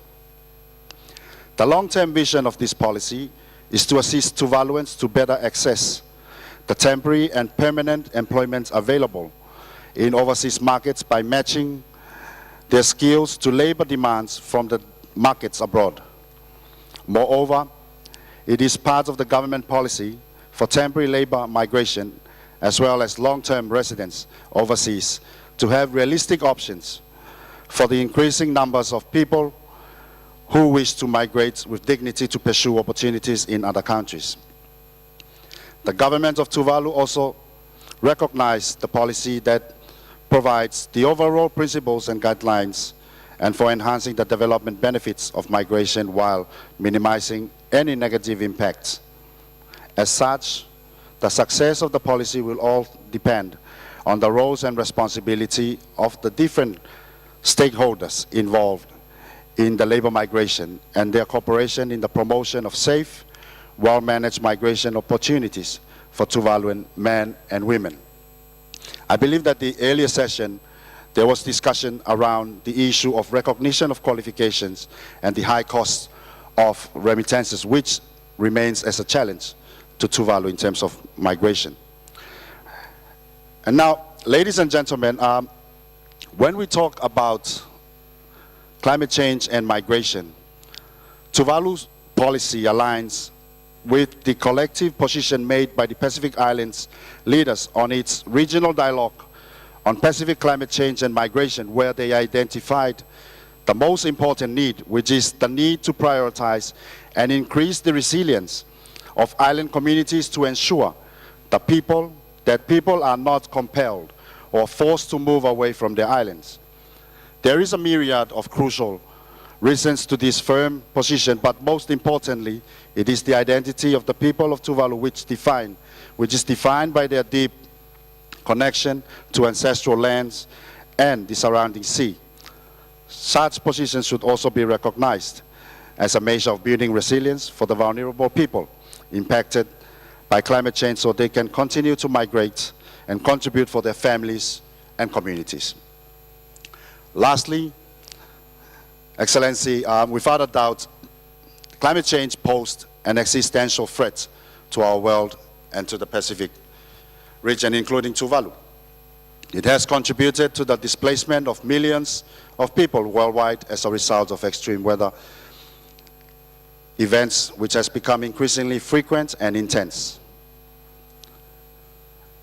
Recently, the Norwegian Refugee Council reports that since 2008, an average of 22.5 million people have been displaced by climate or weather-related disasters each year, which is an equivalent of 62,000 people per day. In 2015, about 55% of Tuvaluans were displaced as a result of the tropical cyclone Pam. In relation to this issue, I wish to reiterate my Prime Minister's statement made recently in the last September session, where the displacement of people by the impacts of climate change is a global problem that deserves a global response. Therefore, Tuvalu, in response to this issue, associates itself with the outcome of the Pacific Seas leaders meeting in Samoa, who have collectively agreed for an UNGA resolution on the legal protection of the rights of people displaced by the impacts of climate change and other relevant environment impacts. Tuvalu will submit this UNGA resolution with the hope that work will commence on giving these people a guarantee on their rights to live and survive. Excellency, I think that is what I wish to share at this point in time, and thank you very much for this opportunity. Thank you, Mr. Professor Tialei. Now I invite Mr. Ezekiel to speak on the need for action to reduce drivers that encourage disorderly and irregular migration, with a focus on natural hazards, disasters, and climate change, and the need for increased disaster risk reduction, preparedness, and strengthened community resilience at the local level. Mr. Ezekiel. Thank you very much, Mr. Moderator. And it is my pleasure to take the floor this morning and speak on behalf of the International Federation of Red Cross and Red Crescent Societies, our 190 national societies, our 160,000 local branches, and our 14 million active volunteers. It is also my pleasure to speak on this very important topic, a topic that has been identified as a priority issue in this region, and I note that the outcome document of the civil society consultations also identified natural hazards, disasters, and climate change as a priority issue to be addressed in this region. First, if you will permit me just to reiterate some comments about the context that we see here in Asia Pacific. Disaster displacement is truly a global challenge, as our representative has mentioned. Already we see 20 million people newly displaced by disaster every year. 80% of that number is in the Asia Pacific region. What we also know is that climate change is expected to amplify that number. The effects of sudden onset hazards are expected to be more intense, more frequent, and more unpredictable, driving more displacement. We also expect to see new forms of mobility associated with slow onset hazards and, critically, sea level rise. But it is not just an issue of scale in Asia Pacific, it is also an issue of the intense, often personal vulnerability that is driven by people on the move in response to disasters and climate change. We already know that there are serious gender impacts in disasters. Often women are left behind in response and assistance activities and interventions. We also know that the conditions of displacement may sometimes lead to sexual and gender-based violence. We also know that the impacts of disaster may have a compounding effect on pre-existing displacement. We will all be aware of the hundreds of thousands of people displaced in Cox's Bazar, Bangladesh, right now. And to note that in June this year, Cyclone Mora impacted the same region, affecting many of the people living in makeshift settlements, and in many cases leading to secondary displacement. Perhaps a final note on the scale and the vulnerability we see in this region, and a context that will be very familiar to my fellow panelists. But we recently held a Red Cross Pacific Youth Summit in Kiribati, as we know, one of the countries most affected by the impacts of climate change. And I would like to share a message from Esther Nabuti, one of our Kiribati Red Cross volunteers. And I quote, "I want the world to know what is happening in Kiribati, what climate change is doing to my beautiful home. I want to invite the world here so they can see its impacts, its scars.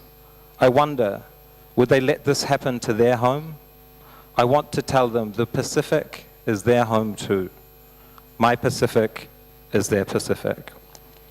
And moderator, if you will permit me a few final remarks on what is already happening to address this issue and perhaps what more could or should be done. First, we welcome the increased international attention that this issue is receiving. We see the drivers of hazards, disasters, and climate change firmly recognized in the Sendai Framework for Disaster Risk Reduction, the 2030 Agenda for Sustainable Development, and the Paris Climate Change Agreement. The New York Declaration itself firmly recognizes the impacts of climate change and disaster on human mobility and has a consequential commitment to do more to address these drivers. However, we clearly need to go beyond these good intentions and ensure more investment and impact.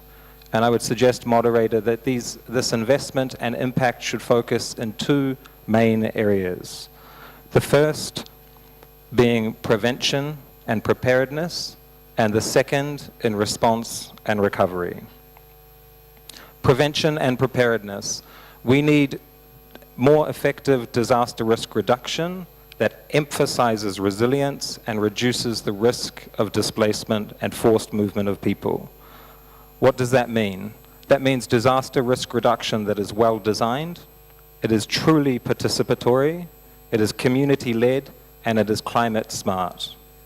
There is a great deal of specificity hiding behind that statement, and just to name a few interventions that may be needed in an integrated manner, we need climate and disaster smart land use planning, building codes, multi-hazard mapping, resilient infrastructure, services, and livelihoods.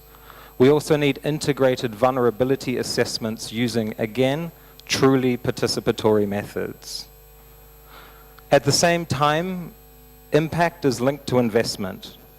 As we showed in the IFRC World Disaster Report in 2016, of the total 3.3 trillion US dollars spent on international aid finance, just 0.4% was spent on risk reduction.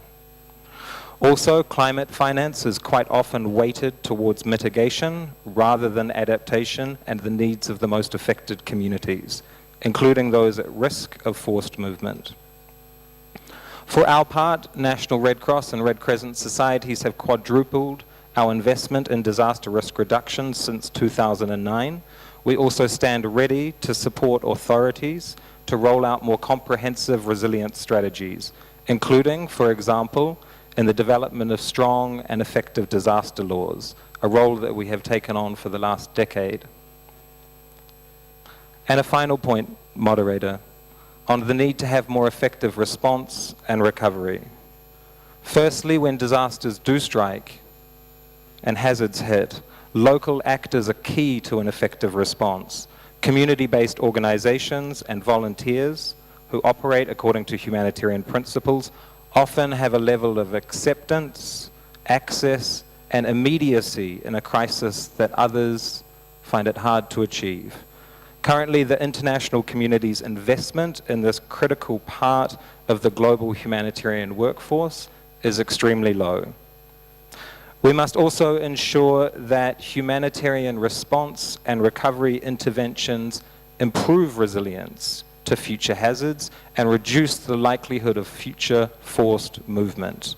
This includes protection, gender, and diversity-sensitive programming, and ensuring that humanitarian assistance reaches all, including the most vulnerable.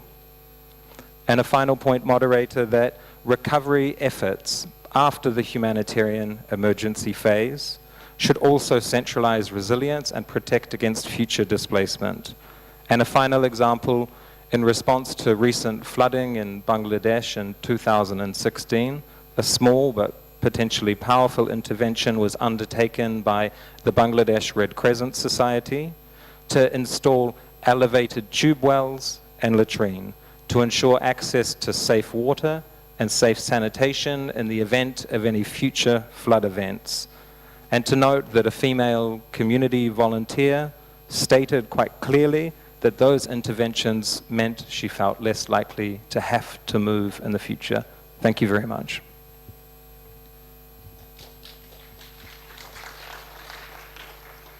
Thank you, Mr. Ezekiel. Now I invite Dr. Sri Prabha to speak on the different drivers which require different responses, especially from the legal perspective, and regional responses, especially ASEAN, with a focus on man-made displacement.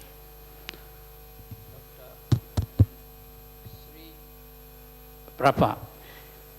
Thank you very much, Mr. Chair, Excellencies, ladies and gentlemen, good morning. I'd like first of all to thank organizers for organizing this very important forum, and I also would like to thank UNHCR for recommending me to the panel. But of course, UNHCR should not be held accountable for what I'm going to say.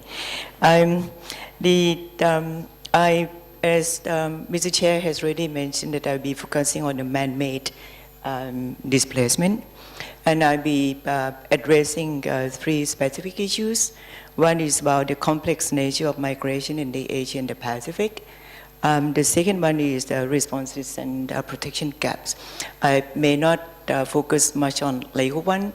And then the third one, which I think I try to make it relevant to this particular forum, which is how global compacts address mixed flow of migrants. In the ways that the rights of all migrants are respected and protected, regardless of their status, why concerns of states, including national security, are also taken into consideration. Let's look at the complex nature of migration in the Asia-Pacific. We heard many times yesterday and today that migration in Asia and the Pacific is primarily driven by economic factor, as migrants are looking for better opportunities and better life. However, we could not forget that millions are forced to move because of conflicts, political persecution, human rights violations, and statelessness. In case of conflicts, people often migrate to neighboring countries first, while other factors determine their ability to move to other countries. These drivers are unfortunately human-made and often render the situation intractable, which arise from highly complex circumstances. Many of these intractable human rights situations are intense, deadlocked, and extremely difficult to resolve. These human-made factors and human rights violations are leading causes of forced migration and internal displacement, as we can see from many countries. The internal tensions and ongoing antagonisms in some states, mostly between ethnic as well as religious and political groups, lead to an unprecedented mass displacement. Some attract attention of international community, such as the case of forced movements of those from Syria and Rakhine State, but oftentimes interest fades away until the crisis re-emerge. How responses look like and where are the protection gaps here? International response so far have not been very successful to come up with durable solutions. The response unfortunately tend to be ad hoc in nature, despite the fact that such crises do not just affect neighboring countries or regions, but they form part of a global phenomenon. The intractable situation of forced migration around the region seem to be a persistent one. However, the region is still lacking a collective, coordinated response to challenges associated with both sudden and ongoing episodes of displacement, regardless of the causes.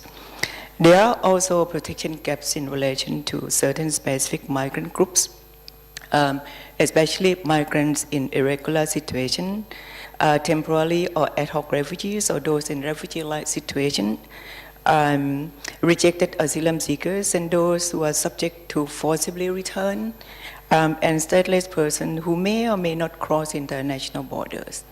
I guess we need to recognize that criminalization of migrants, including asylum seekers, refugees, and stateless persons, has been widely applied in this region. I don't want to talk about South Asia, but many countries in South Asia have been applying the criminalized approach in order to punish migrants in irregular situations. So here, how global compacts address mixed flow of migrants. I guess one of the things which is important is that in order to solve the problem, we need to also first recognize that there are problems. First of all, it is essential for those who participate in the preparation of global compact on migration and refugees to recognize, first of all, migration is part of globalization process, which does not stop at the border of any specific country or the region. Secondly, no human being is illegal. Thirdly, the complex nature of migration in the region is particularly challenging. Refugees could be found in irregular workforce. Migration, because of economic reason, may be difficult to distinguish from political one, as many times they are connected. And then fourthly, there are underlying factors causing people to cross borders to flee persecution and seek asylum in neighboring countries. And the consequences of this migration should be recognized by countries within the region. Violations of human rights generate disorderly, unpredictable, and often massive movements of people across the border. I was happy to hear yesterday that all states presented here are committed to human rights and recognize that human rights of all migrants must be respected and protected. Indeed, there is a very close nexus between human rights and migration. We believe that there is a clear common interest between those who are concerned with defending human rights and those who are concerned with the better management of people. All states have inherent interest and stake in protecting human rights of their own citizens, including those living outside the country. So closer interstate reciprocity and cooperation is the key for fulfilling both legal and moral obligations of state.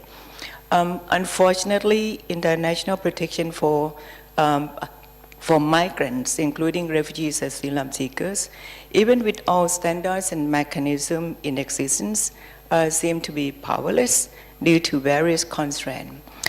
In this situation, civil society can play a more critical role in ensuring that international protection regime is properly applicable at national level.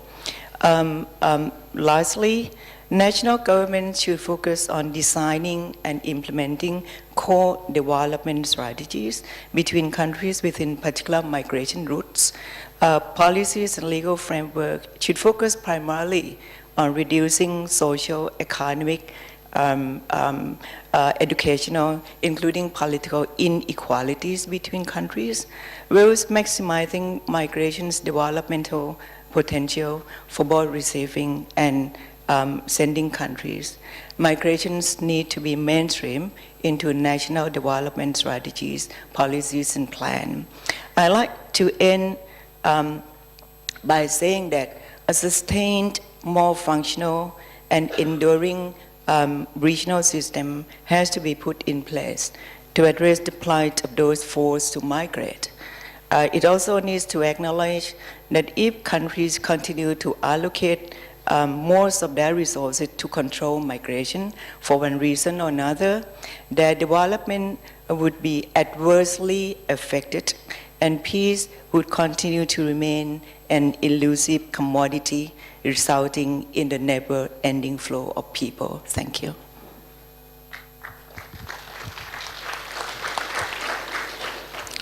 Thank you, Dr. Sri Prabha.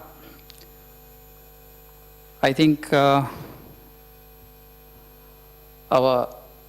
these three eminent speakers have given a lot of information based on the topic. And now I have a few questions to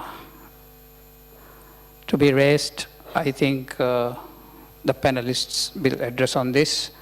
The first one I'm going to ask is, how do we ensure that countries take responsibility to identify the risks of natural and man-made displacement and take measures to prevent and respond to these risks?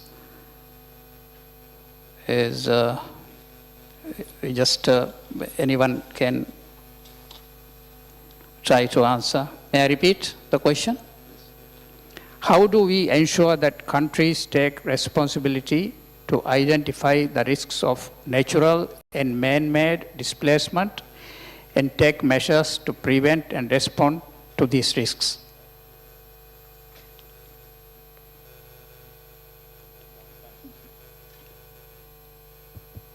It's a very good question. I think it's a question for states to decide how they take responsibility, but just something to help that decision-making process is to note that in addressing this issue, there is no, sadly, magic bullet. What is needed is a range of integrated approaches in different spheres. There's no one thing to be done that will solve this issue or address drivers of particularly forced migration. Interventions are needed in a range of different legal, economic, political, and development areas. And just to maybe make a couple of notes about interventions that we have already seen that are useful. Again, interventions need to be context specific, but a way of better understanding the context, and something that we would always recommend, is that a truly participatory community approach is taken, whereby the community is central to the conversation and to the design and the implementation of interventions that governments decide to make. An example that we have is what we call vulnerability and capacity assessments, whereby National Red Cross or Red Crescent societies support the community to identify both risk in their community from hazards or disasters or the effects of climate change, but also the capacity of that community. And just to make a final point, Mr. Moderator, that it's not just a question of exposure to hazards and climate change and disasters, but it's also a question of vulnerability and resilience. Thank you. I just like to add on what our colleague has mentioned, especially when it's come to what I call status identification. In the case of mixed migration, status identification is actually very challenging for every single state, I guess. So what is important here is, first of all, for the state to ensure that there is, identification process in place. Secondly, it is important not to start with, because, of course, most of those in irregular situation, they break immigration law. So I think what is important at the very beginning is states should not start with criminalization. That's what I said earlier. And then the last point, I was mentioning about putting in place the identification system. If state is not ready or having facilities in place, what is important is actually to cooperating with international organizations concerned having in the country itself. Thank you. Yes, just to add on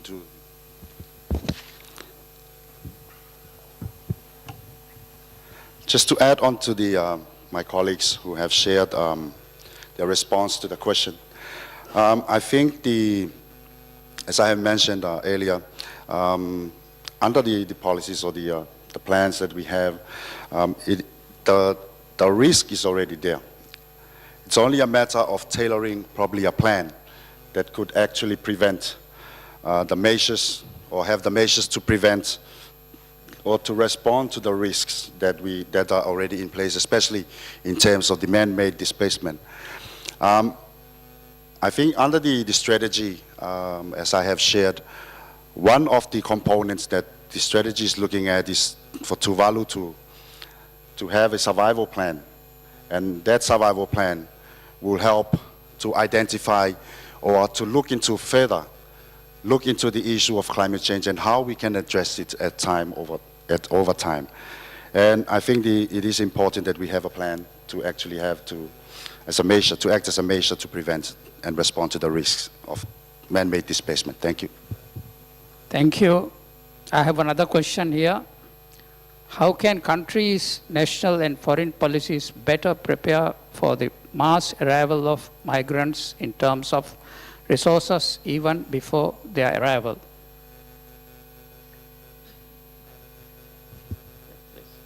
Well, in the case of Tuvalu, we are not looking at having mass arrival of migrants given the smallness of our country and also how isolated we are, and given the impacts that we have faced due to the climate change pressures.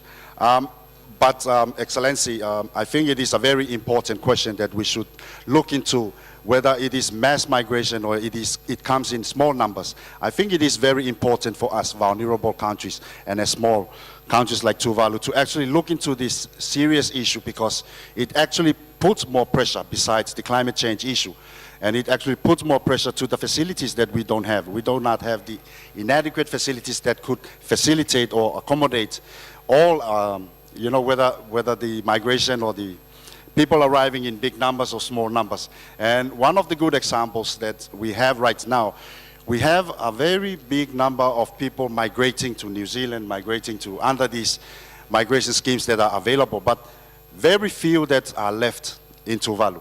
And we are now tending to ask for experts and also for people to come in and fill the gaps that has already been created by people who have left, or the skills that have left, the people with skills that has left the country of Tuvalu. And this is a disadvantage that we are facing at the moment. And regarding the question again, I believe it is a serious issue that we should look into, and foreign policy should also be addressing this issue of people coming to countries, especially when it moves in, whether it's mass migration or comes in small numbers. And thank you very much. Yeah, I would add that no country would be expecting a sudden, massive movement of human beings entering into that country. But what I said earlier, the very root cause of that sudden movement is usually man-made, and it could be prevented. It is preventable. One of the root causes is human rights violations, and this is someone working in human rights field. I think there are two things which are extremely crucial here. The first one, I don't think states can remain silent when there are massive and serious human rights violations in the countries, especially in neighboring countries. So at least raising concern is already the first step, to preventing such kind of human-made displacement. The second one, and this is, I feel that there's a need for concerted effort, because one country could not deal with this particular issue properly. So a regional cooperation, regional voice, especially in this case Asia Pacific, and also ASEAN or SAARC, is also important to ensure that human rights violations are not happening in neighboring countries or member states. Just a small note from my side that sometimes when we talk about mass arrival of migrants, and particularly in the context of disasters and climate change, it can be slightly unhelpful because it kind of speaks to a narrative of fear.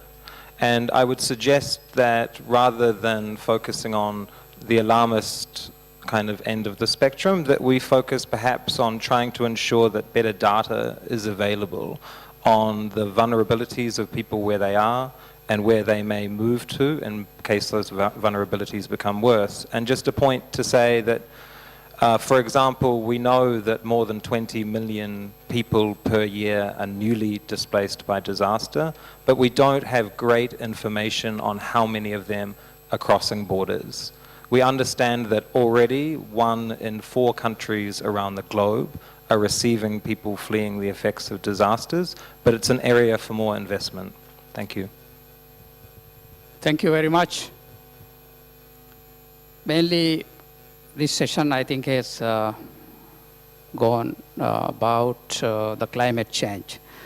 Climate change is an important topic for Maldives. Maldives is a very small, low-lying country. Our freeboard is about 1 meter from the sea level, and some islands less than 1 meter. So in the high tides, sometimes we do have 1 to 2 feet above the sea level. So when we talk about climate change, bad weather, and other natural disasters, our country is also vulnerable, like Fiji or Tuvalu. So I have just taken note of the emergency response plan. This is very important, which my colleague here has mentioned. It is important for all these countries, not only small low-lying countries, but also big countries, to have an emergency response plan. So this is the main thing, which will include the assessment and also the situation analysis and everything.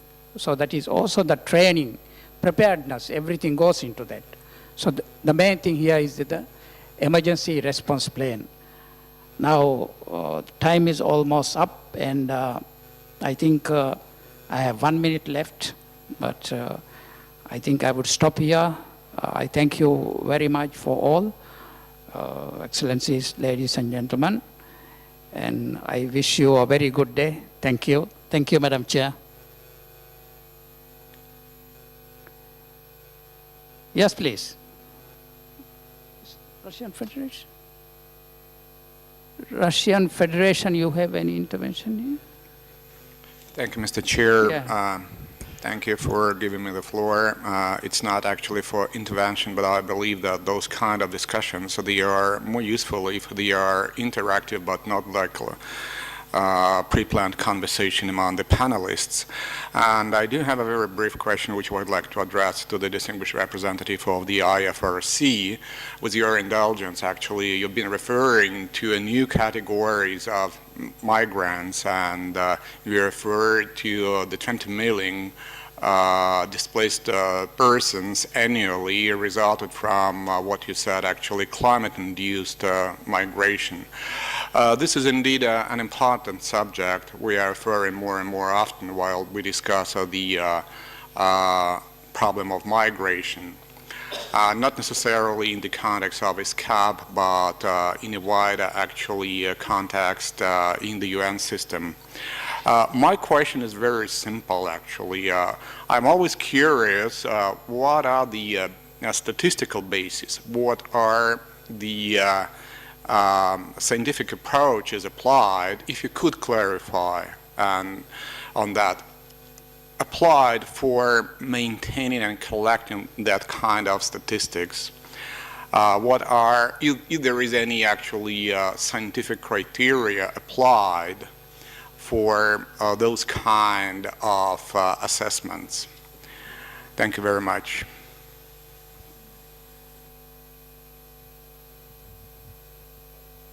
Oh, here I see IOM. Yeah, please go ahead.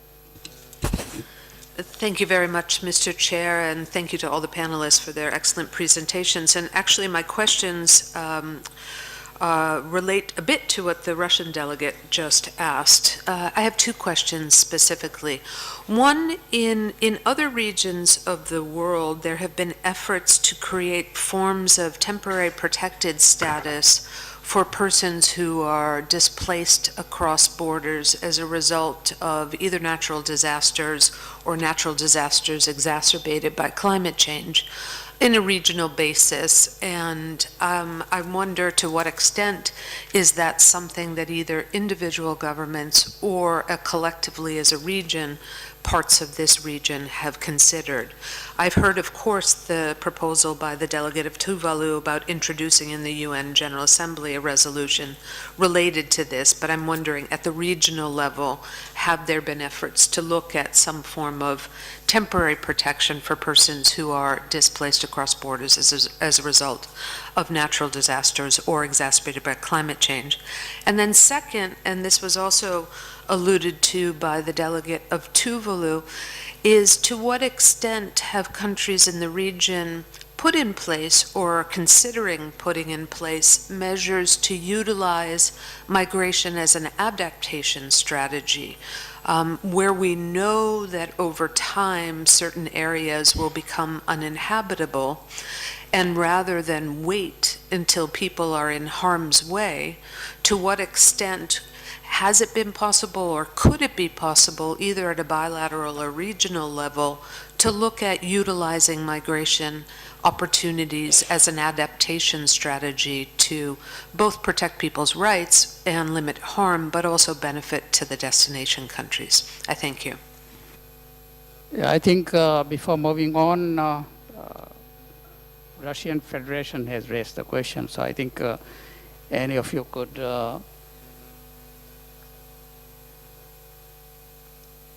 yeah, there is a further query. This is from OHCHR, is it? Yeah, please go ahead. Thank you. The Office of the High Commissioner for Human Rights. Thank you, Mr. Chair. Just also had two very quick observations and questions to the panelists. Thank you very much for very interesting presentations. The colleague from the IFRC mentioned briefly slow onset climate change, and I was wondering whether the panelists might be able to reflect a little further on the issue, because obviously the drivers and the compulsions for movement that arise as a result of slow onset climate change, coastal erosion, desertification, etc., are possibly less obvious. And then the needs for the protection needs that arise may be kind of less immediate. There is also a very important link to poverty. We know, we've done some research, the office has been doing some research with the Platform on Disaster Displacement, specifically on the issue of human rights, slow onset climate change and movement, to say that the poor are disproportionately affected by slow onset climate change, but also that when they move, they are disproportionately vulnerable to human rights violations and abuse. And this links a little bit to my second kind of question, which was related, I think, a bit to what IOM has just said about mechanisms for protection, because obviously recognizing the complex nature of movement in relation to climate change, slow onset climate change, poverty, and also the fact that the New York Declaration has recognized mixed drivers. It recognized a combination of reasons for movement, which can be hard to disentangle, but at the same time the protection needs, the human rights protection needs are very important. I was wondering whether the panelists might be able to reflect a little bit on this concept of vulnerability from a human rights protection standpoint. To say how it should be properly reflected within the Global Compact on Migration, whether there are ways in which in this region the human rights protection, complementary mechanisms really for human rights protection may in fact be put in place to recognize the long experience of this region of mixed drivers of movement. Thank you.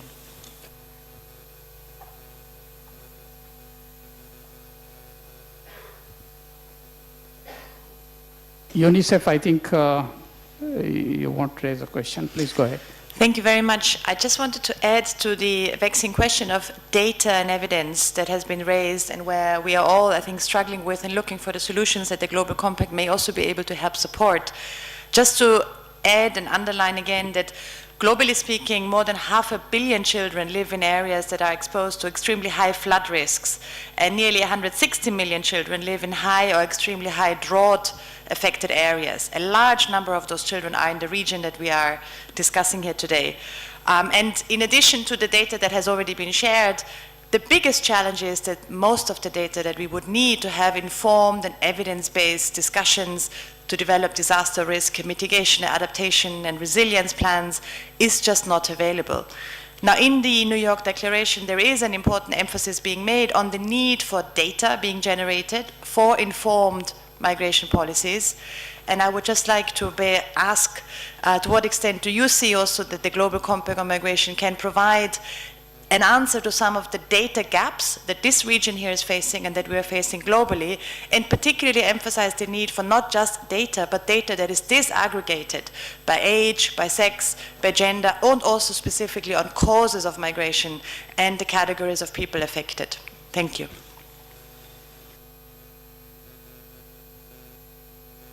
I don't see any other intervention, so I think it's time that the panelists can address to some of those questions. I think you can start from them. Yeah, please go ahead. Okay, thank you very much. That all a range of excellent and quite complex questions with no straightforward or easy answers, just that caveat at the beginning. And I will try and answer as many as I can, but if I don't, please feel free to approach during the break to continue the conversation. Just a point maybe at the outset that was missed is that climate change is a factor in human mobility in this region, but it's not the sole factor. And sometimes if we focus too much on climate change, that adds to the complexity of identifying people on the move. Other factors in this region include population growth, urbanization, and particularly population growth and urbanization in multi-hazard risk cities, delta regions, and coastal regions. Our colleague also rightly mentioned that the risk of displacement is not spread evenly We already understand that lower and middle income countries are at 5 times the risk of displacement than higher income countries. And to re-emphasize the point that it's not just about exposure to hazards, but also the personal resilience or vulnerability of people and how they can cope with that risk. On the specific point around data, yes, that is something that is of incredible importance and something that the international community has both identified as a priority issue and something that we want to take forward. The data or the statistics that we use are not our own, but as our colleague mentioned, by the Norwegian Refugee Council and IDMC, the Internal Displacement Monitoring Center, and they have a very comprehensive explanation of how they reach those figures each year. On the temporary protected status question, not to speak on behalf of the New Zealand government, but a small example in this region is, for example, some of the countries that offer a humanitarian visa or a humanitarian status to people, with the possibility that such status could be utilized for people fleeing hazards or the effects of climate change where they amount to a humanitarian concern, something to be looked into.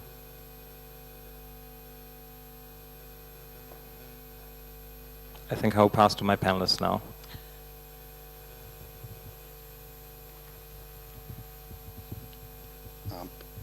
Yeah, thank you very much for the questions that has been raised. I guess I can identify maybe around 2 or 3 questions that probably pose directly to me. In the issue of utilizing migration as an adaptation measure, I think one thing we should, or I always have in mind, is that migration, it is an adaptation measure. In the event that it is about upskilling the person to be able to, to survive in order to migrate with dignity. So that, and not only that, the qualification that he or she will obtain, that will be, a ticket for him or her to travel or to migrate, but the experience that they also get from exposing to that destination will also help them in terms of adaptation when they return home, or it will build up that momentum of experience in the course of the migration process. Now, in terms of the data, I guess that there is a lot of gaps that we need to address, and it is an issue that should be also considered by the GCM in order to have, so that we have uniform data that can be translated, especially with the issues that we have in mind. Excellency, I guess that is the best I can, and I hope that, and the other one is on the regional approach on the issue of climate change. I think there was one question on how, is there any regional measures that has been put in place for those in terms of the climate change. I think what I have shared earlier on the Pacific Climate Change and Migration Project, that actually defines, or it defines the protection of those who wish to migrate, and especially to match their skills with the labor demands that is available abroad. In that, and as I have also shared, part of that policy actually also recognize the protection through the protection of migrants in the process of migration. I hope I answered to your questions, and thank you very much.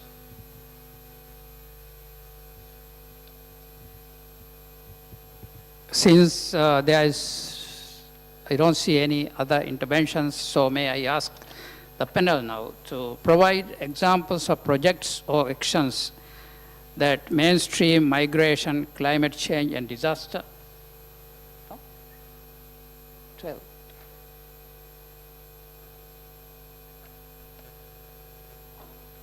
Yeah?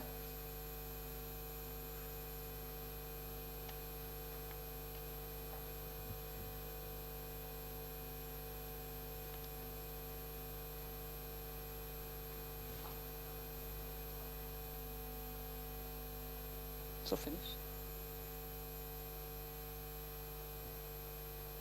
So I think it's the time for concluding. Yeah, thank you very much for listening to us, and sorry about what happened. So finally, I think I leave my seat. Thank you very much. Thank you, the chair.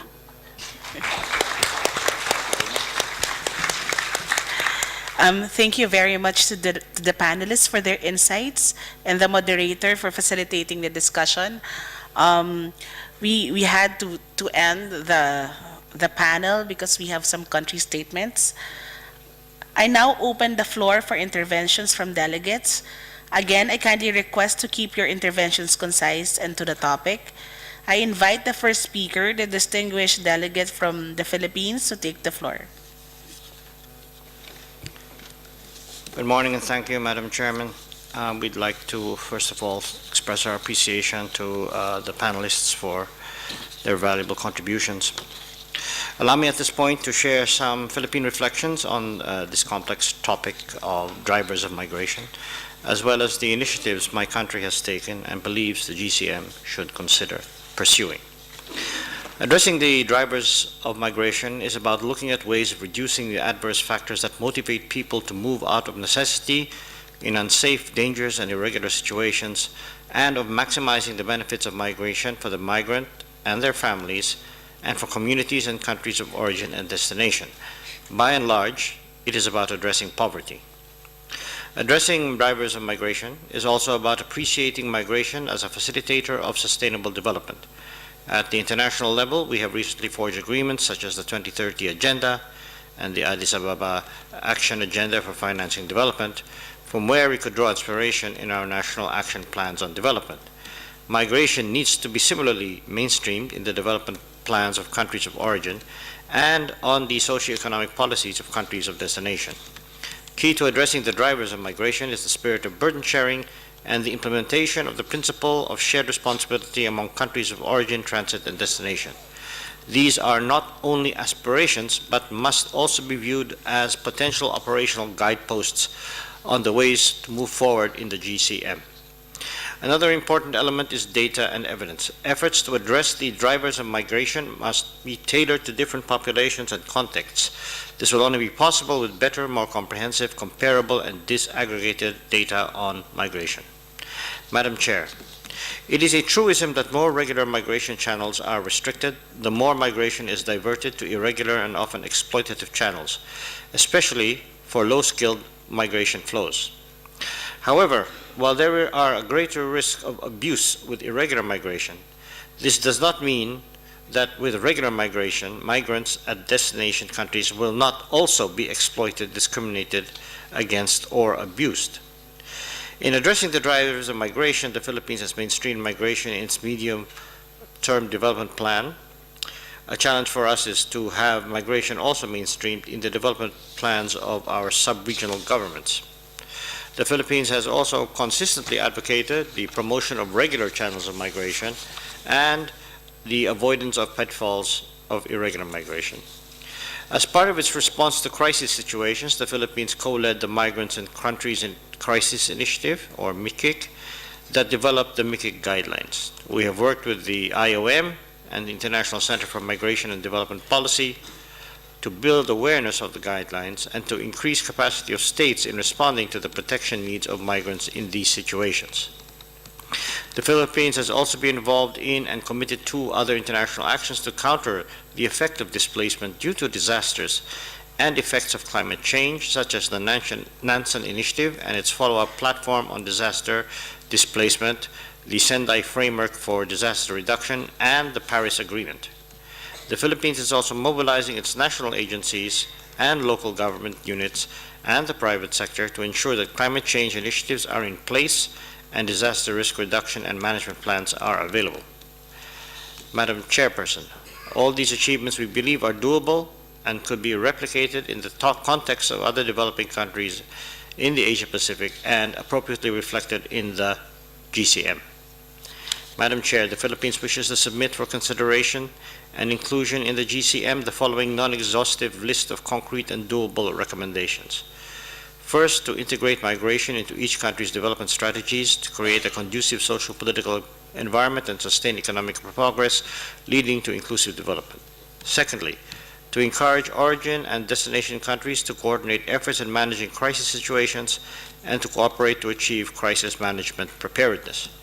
Number three, to implement the principle of shared responsibility among countries of origin, transit, and destination, not only as aspirations, but operational guideposts through such concrete steps as the mutual recognition of skills and skills matching, allowing labor mobility, upholding ethical recruitment practices, maintaining decent work standards, and expansion of legal pathways to migration, monitoring of compliance of labor contracts, and the establishment of mechanisms for effective redress of grievances, among others. And fourth, to strengthen cooperation among states in achieving the goals set forth in 2030 Agenda for Sustainable Development and Goals, and in respecting the Paris Agreement and other agreements on sustainable development that aim to reduce global poverty. Let me just stress, Madam Chair and dear colleagues, that if we are truly to look at the question of drivers of migration, then we must go to fundamental questions that have been addressed already in agreements already reached in the UNFCCC, the Paris Agreement, the 2030 SDGs. If we do not, as a collectivity, address the problems of global poverty, those drivers of migration that are not voluntary will not be reduced. Thank you. Thank you very much, distinguished delegate from the Philippines. We now recognize the distinguished delegate from Fiji.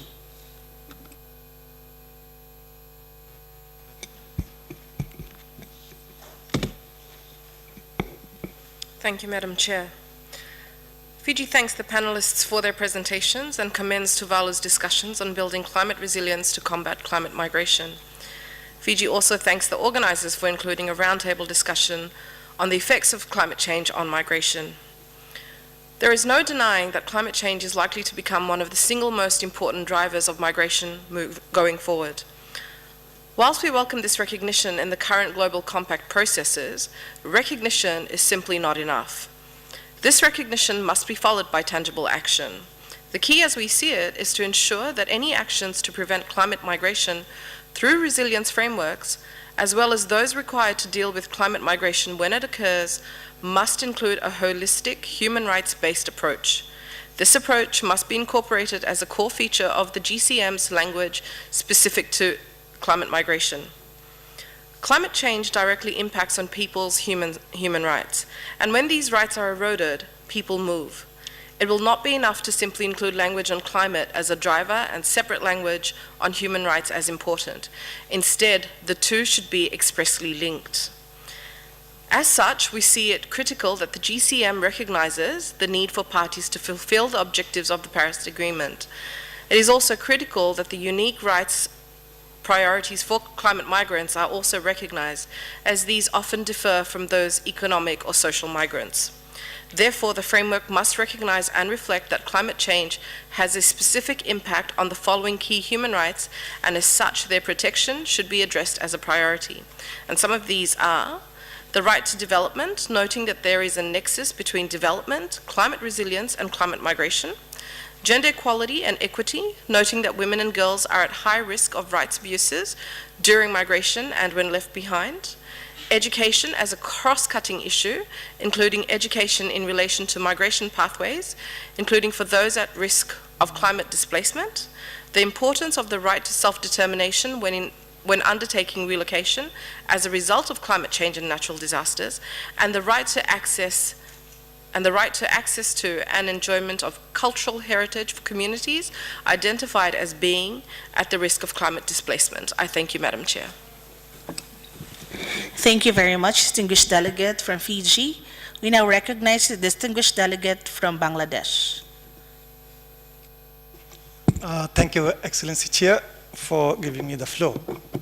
When we speak in this session, issues of climate change, natural disasters, and human-made crises and conflicts, how can't we share Bangladesh's experiences with the distinguished audience?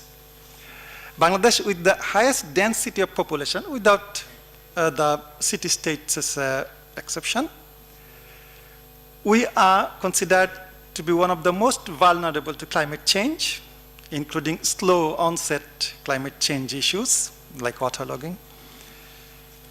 And just for example, in this 2017, we have faced multiple floods. Without a conflict inside my own country, we have faced nearly 1 million migrants mobilized from our southeast border. So we have everything that covers in this agenda. But instead of just example of our size, one of the panelists, Excellency Fakasua, told about the population of Tuvalu. By the big river Brahmaputra, my dynasty lives with a bigger population. Now, instead of speaking only on bleak prophecies, I would like to be on the same page with another moderator, Excellency Ezekiel, Leonard the Prophet. Bangladesh has its own plans on climate change resilience. It works with the global community under the relevant conventions and programs and development partners, the private sector and the civil society on it. So instead of reinventing the wheel, even under GCM, we can keep commitments to integrate to the global processes and interventions on climate change and disaster. And on other mechanisms, let me also not invent.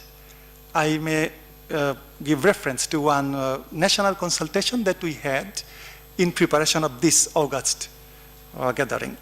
It was led by our famous Foreign Secretary, Excellency Shahidul Haq, who is not hiding behind me now. With his support, I'm telling you that national consultation recommended on public-private partnership, on involvement of diaspora, on information sharing, which have been shared already.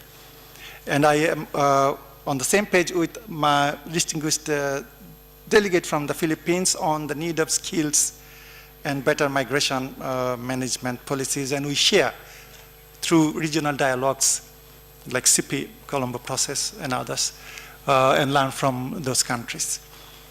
On the point of remittance, because it's very much closely linked with migration and development, and to face these bleak features, remittance would remain very crucial. And in recent years, remittance has decreased for quite many countries, except possibly the exception of Pakistan. And we are working to improve remittance through proper channel. It's not that remittance isn't coming. From some official studies by Bangladesh Bureau of Statistics, the informal remittance goes up to half of the formal ones.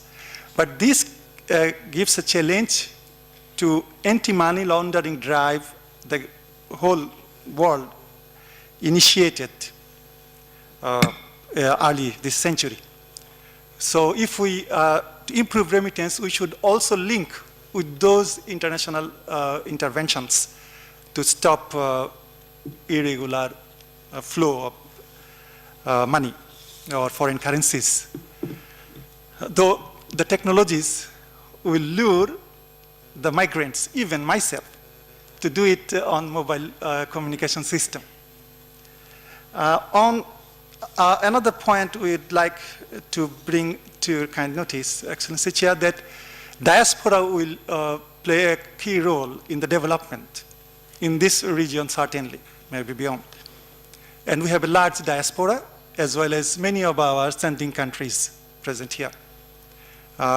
To bring diaspora, we should have formal policies and also our national consultation.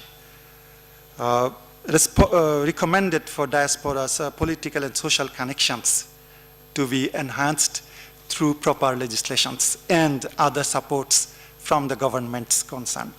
Thank you very much, Chair. Thank you very much, distinguished delegate from Bangladesh.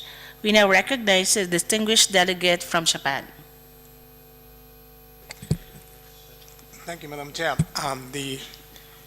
The issue surrounding the movement of people is a complex one involving poverty, conflict, climate change, just to name a few, which requires global action in meeting those challenges. From this point of view, the government of Japan supports the concept of shared responsibility. When providing support to migrants, the government endeavors to implement humanitarian support accompanied by economic assistance that would address the root causes of migration. It also supports in addressing cross-border movement of people, promoting comprehensive cooperation in supporting countries of origin, transit, and destination. Recognizing the need to eradicate hunger in addressing the vulnerability of migrants and the importance of sustainable development, the government will continue to provide support proactively to host communities that receives and support refugees and internally displaced people. Such support are being provided with a view to protecting human dignity of refugees and migrants and to build the environment that helps facilitate coexistence of refugees and migrants with receiving communities. By promoting humanitarian support accompanied by the economic assistance to contribute to self-reliance of refugees and economic development of receiving communities. Madam Chair, based on its national experiences in natural disasters, we attach high importance to the implementation of Sendai Framework for Disaster Risk Reduction. By promoting the mainstreaming of DRR in all aspects of development policy and planning, cognizant that climate change and natural disasters are causing migration, the government will continue to endeavor in providing support in the areas of disaster risk prevention, building back better, capacity building for early warning and disaster response, and building resilience of communities. Thank you, Madam Chair. Thank you very much, distinguished delegate from Japan. We now recognize the distinguished delegate from Indonesia. Thank you, Madam Chair. We take note of the various background of migration in the region. While migration for seeking better employment is the dominant trend in the region, there are also large numbers of people who are forced to migrate as refugees and asylum seekers. Addressing drivers of migration necessitates a holistic approach, as there are many different and interconnected drivers of migration. Addressing this complexity of drivers of migration could also mitigate situations that leads to unsafe and disorderly migration. My delegation takes note that dominant features of migration in our region is caused by economic reasons, and would like to re-emphasize the urgent need for poverty eradication and the sustaining of economic activity. We encourage concerted efforts to implement the SDGs with a view to eradicate poverty. We also emphasize the need on reforming education system to ensure that the future generation is well equipped to compete in a competitive and digital economy where more and more jobs are disappearing on account of high technology. We also want to strengthen cooperation on sharing of labor market information to make sure link and match process are being done correctly. Indonesia also takes note that people are fleeing their countries to escape from conflict and persecution. In this regard, we emphasize the need to strengthen justice and good governance, as well as respect for minority population. We also underline the importance of preventive diplomacy and the role of regional organization in the early prevention of armed conflict. And following the previous question, and we also want to underline the need to prevent and mitigate disaster that may lead to large-scale migration.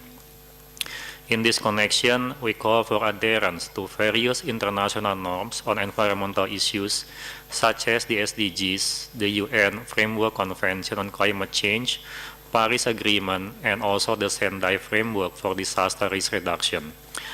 There is also the need for sustained public education on preventing and mitigating disaster, with a view to increase people resiliency in the face of disaster, And certainly, we need a better facilitation of technology transfer, sharing of best practices, and also financing in disaster mitigation. I thank you, Madam Chair. Thank you very much, distinguished delegate from Indonesia. We now recognize the distinguished delegate from Armenia. Thank you, Madam Chair. Under these thematic discussions, the issue of sustainable reintegration of migrants is also mentioned, among other issues, and I will touch upon this matter in my talk.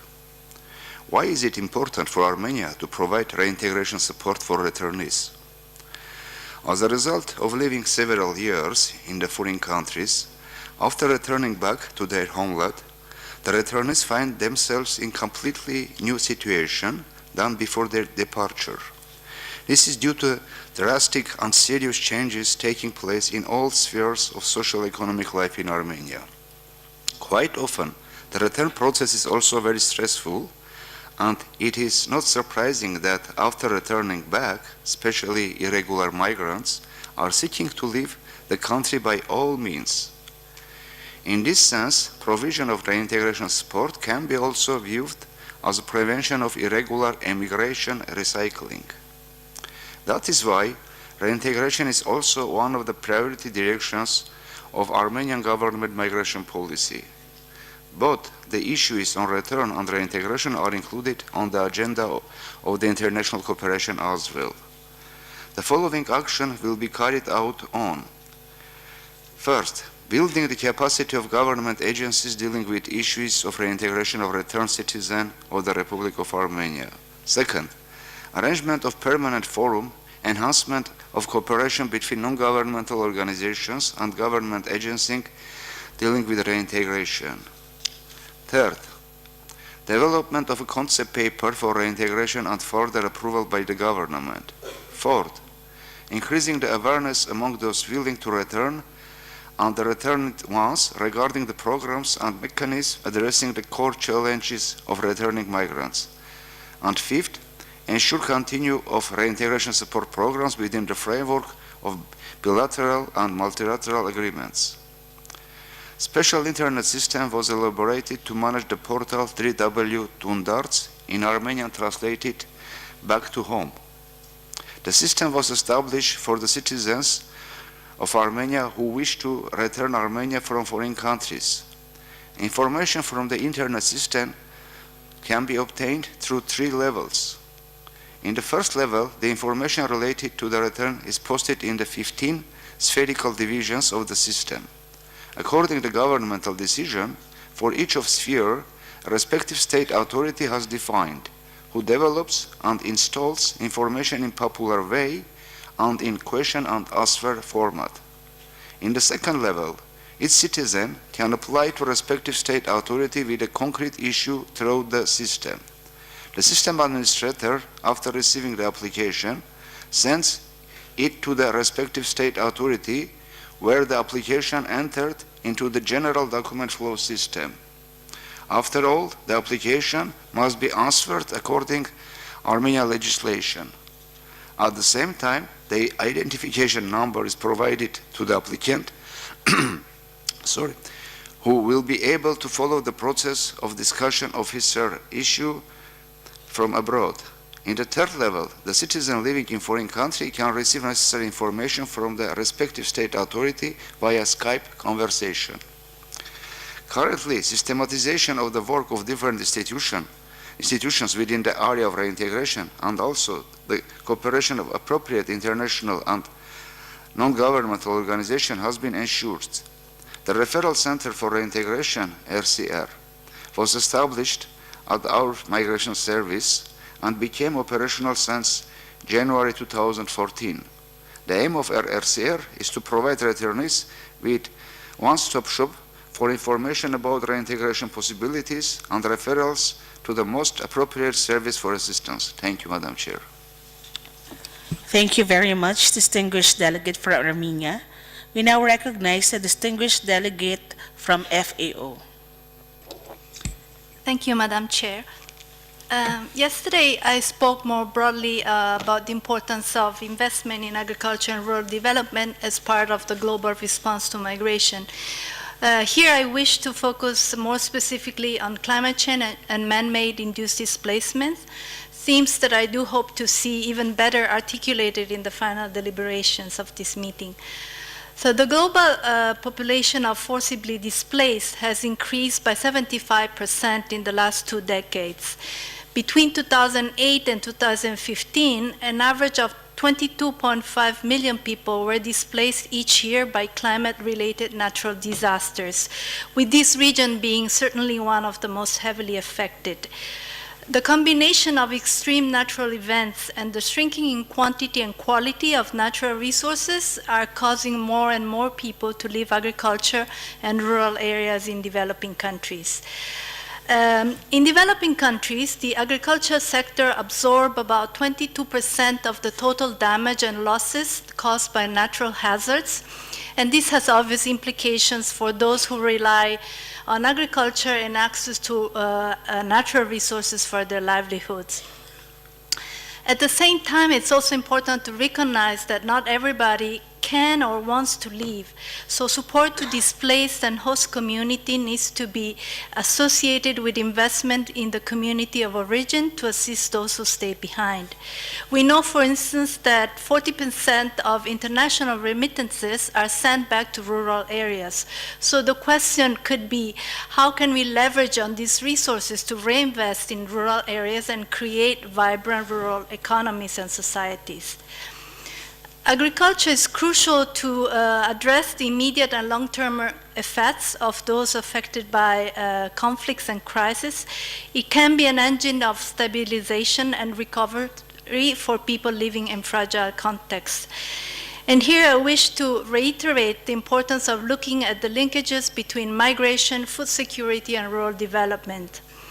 And interventions around migration may include enhancing the adaptive capacity of smallholder farmers and fishers to climate change, including through the promotion of sustainable agricultural practices, creating livelihood opportunities for people in displaced and host communities, supporting employment creation and sustainable agricultural value chain development, especially for youth, women, and the poor, promoting rural education and vocational training and transfer of skills and technologies.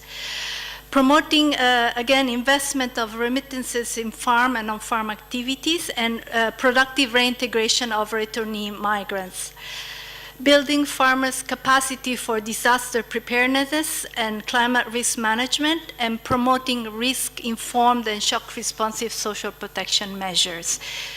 Better management of labor migration, particularly seasonal migration, and promotion of peace and stability through conflict-sensitive programming, building social cohesion and trust to inclusion and social dialogue, and preventing conflicts over natural resources, including land, through promoting tenure rights of women and men, smallholders, fishers, and forest-dependent communities, and better governance and management of natural resources. So it is our shared responsibility to sustain peace and prosperity and end the vicious cycle of conflicts, forced displacement, and disgraced migration, and advocate for closer cooperation between development, humanitarian, and peace actors. In this sense, we cannot underestimate the importance of concerted actions and global governance to strengthen attention to preparedness, addressing the root causes of migration while assisting those who are impacted by disaster and conflicts with social protection and gender-responsive measures to recover and strengthen livelihoods. Thank you. Thank you very much to our distinguished delegate from FAO.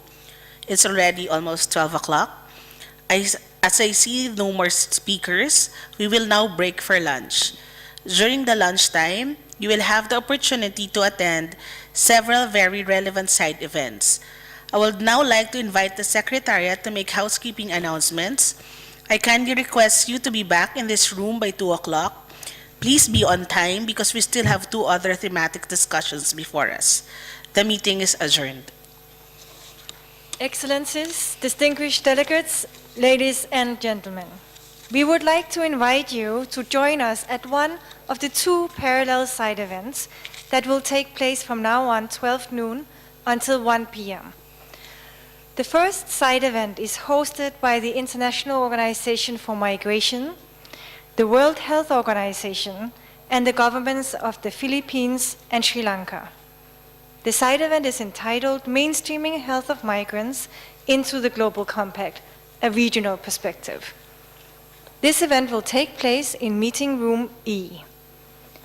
The second side event is hosted by the International Labour Organization, UN Action for Cooperation Against Trafficking in Persons, and the Global Alliance Against Trafficking in Women. The side event is entitled Women Migrant Workers, Barriers to Mobility, and the Global Compact for Migration. This event will take place in Meeting Room G. These two meeting rooms are found as you exit the meeting room, going down the rolling escalators, turning around the corner and straight ahead of you on the left and right hand sides. There will be signposts. The flyers for the events are available on the meeting website as well. At 1 p.m., there will be a hospitality lunch hosted by UN Women in the reception hall on the ground floor, where we had our lunch yesterday as well. You are kindly requested to return to this conference room too by 1400 hours. Enjoy the side events, enjoy your lunch. Thank you.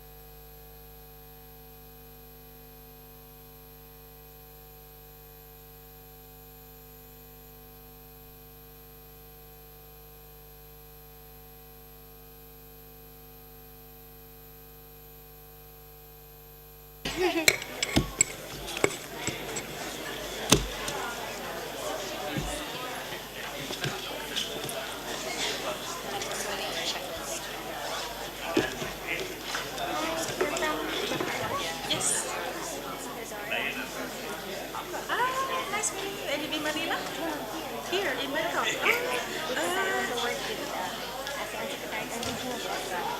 I see.